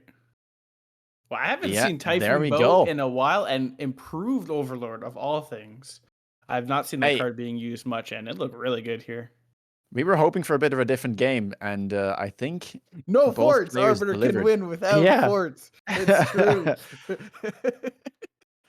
Nice game there. I mean, showing the power of this comp, and showing that improved Overlord, even with the new, bigger boat, is a very scary card if you know how to play it and you have the correct decks.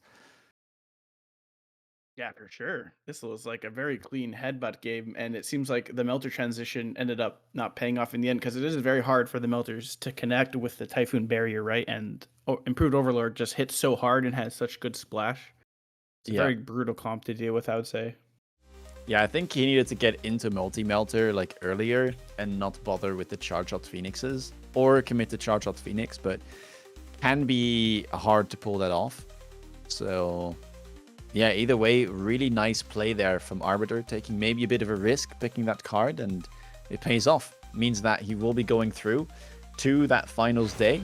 And 501, let's go. Yeah, 1-501 and 1-201 make it through. Yeah, and it's very strong opponents to be advancing into the finals. Like, these players have been around for a long time, and these players also have been at the top of the leaderboards. But it looks like we have Agrypnocoma. How's it going? Hello? Hello. We're happy Can to you see hear me? Hello. How's it going? Oh, okay. Okay. Congrats.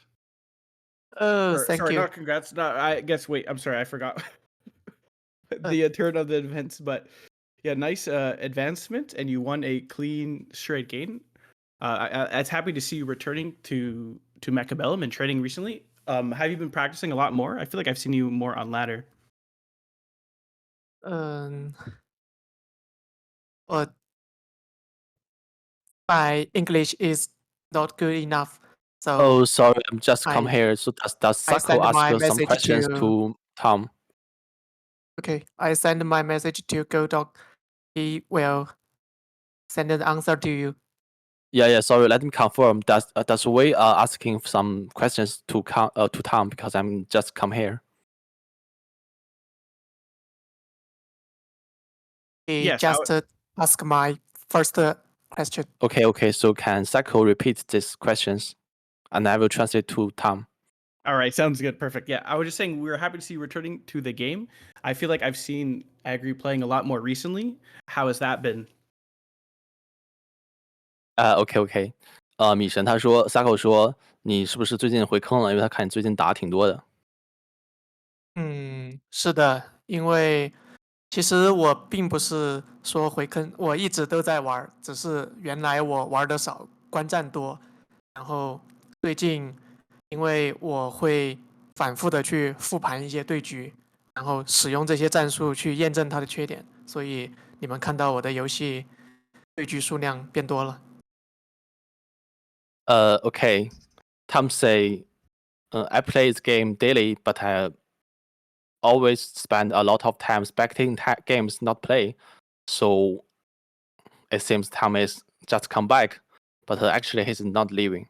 And when he loses a game, he try to use the tactics that succeed against him to test his strategy and its weaknesses. This process has increased the amount of games he play. Awesome. And how does Tom feel about the meta currently? Like, which units does he think are strong? What is thoughts on the Fortress unit? 米神觉得这个版本的环境怎么样？就是哪些兵种你觉得比较强力？我觉得目前环境里面，湖光是很平滑的前期过渡单位，然后不管是阵地还是进攻都很好。狼蛛的话是最好的进攻过渡单位，凤凰的话，我觉得它是最好的 trick 单位。当前版本的话，大概就是这3个单位定义了目前的环境。但是最近的游戏体验呢，我觉得龙点是这个版本最好的终结手段。Okay. Tom say he believes that Arclight has the best early game in the current meta. It's useful in attack and defense. Spider also sits well in the current environment. It's useful for transitioning to attack. He also appreciates Phoenix. Phoenix is useful for tricking his opponent. The current meta is defined by Arclights, Phoenix, and Spider. He thinks Melting Point will return to be the strongest game in this pitch. Sounds good. I couldn't agree more. And who do you think is your strongest competitor in the MAG1 series? 你觉得 MAG1 的这些选手里面谁是最强的？应该是花仙，我只赢过他1次。Okay. Tom say he thinks Fairy is the best player because he only won Fairy once. Wow, I am offended. Is there anything else you'd like to say to the North American viewers? 还有没有什么想对北美的观众说的？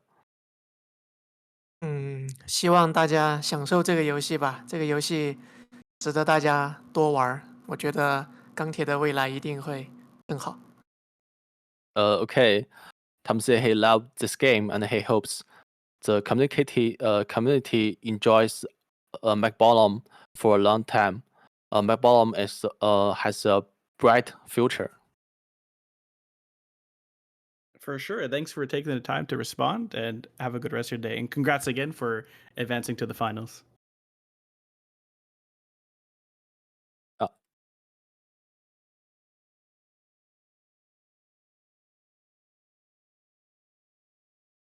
Hello, Arbiter. How's it going? Hello, feeling good. Congrats. How do you feel after those intense matches? Oh, they've been very interesting. I was surprised to lose the first game, and I feel like we've been seeing some of the stuff that maybe you can do against fortresses, which is good. Perhaps some of the stuff to do against Fortress is get really, really good spells. Perhaps I don't like the know. Tower Oil and the Lightning Storm. Maybe, but I don't know how much. Like thinking about it more, I don't know how much it was the spells. I think compositionally, I was in like not super far ahead in either game. Like having a lot of levels on melting points and like super heavy makes them so hard to kill, buys them a lot of time to like actually lock onto fortresses. So that can be really effective.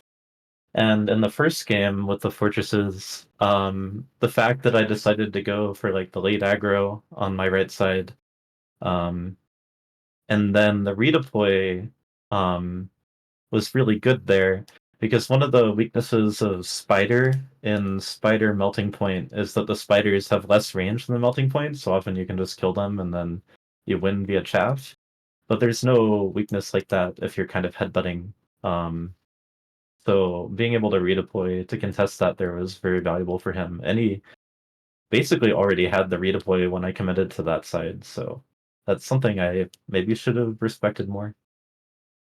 Yeah, for sure. I think that was really well played by FangFang with he took I think 2 super heavy armors and he kept leveling all his melters so that since your goal is probably just to go as wide as possible with forts, you may not have as much DPS to kill those like melters and spiders in an efficient manner, so it buys him enough time to connect to your fortresses. Yeah, I'm gonna have to review that game, figure out what else I could have done there. But really well played by him. And Rusha, did you want to ask anything to Arbiter? I mean, that final game was quite exciting with the improved Overlords. Is that like a card that you think makes Overlord viable? Or Oh, absolutely. I think improved Overload is kind of broken. So And I basically regular don't Overlord? usually use Overlord without Improve though, because the free splash tech is insane.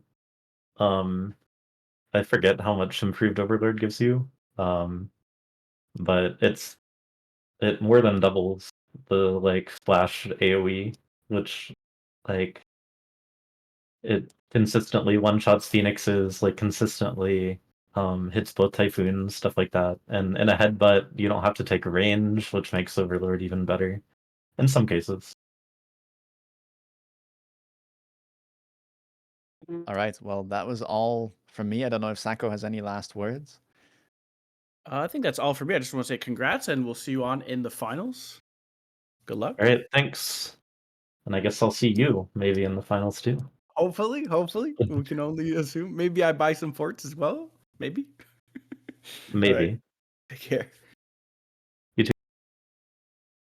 All right. So that about wraps up today's broadcast. Thanks everyone for tuning in, and of course Rooster for joining me on the cast. It was a blast. Likewise, closing exciting remarks? games. Hey man, I'll be looking forward to seeing you play next week. It should be exciting, yes. So next week at, I believe it's 9 a.m. Eastern, which should be 14 UTC, we'll be having the Group 2 of the top 8. Thanks everyone for tuning in. Make sure you to drop a follow to stay tuned with the upcoming matches, and have a good rest of your day. Take care. Bye-bye.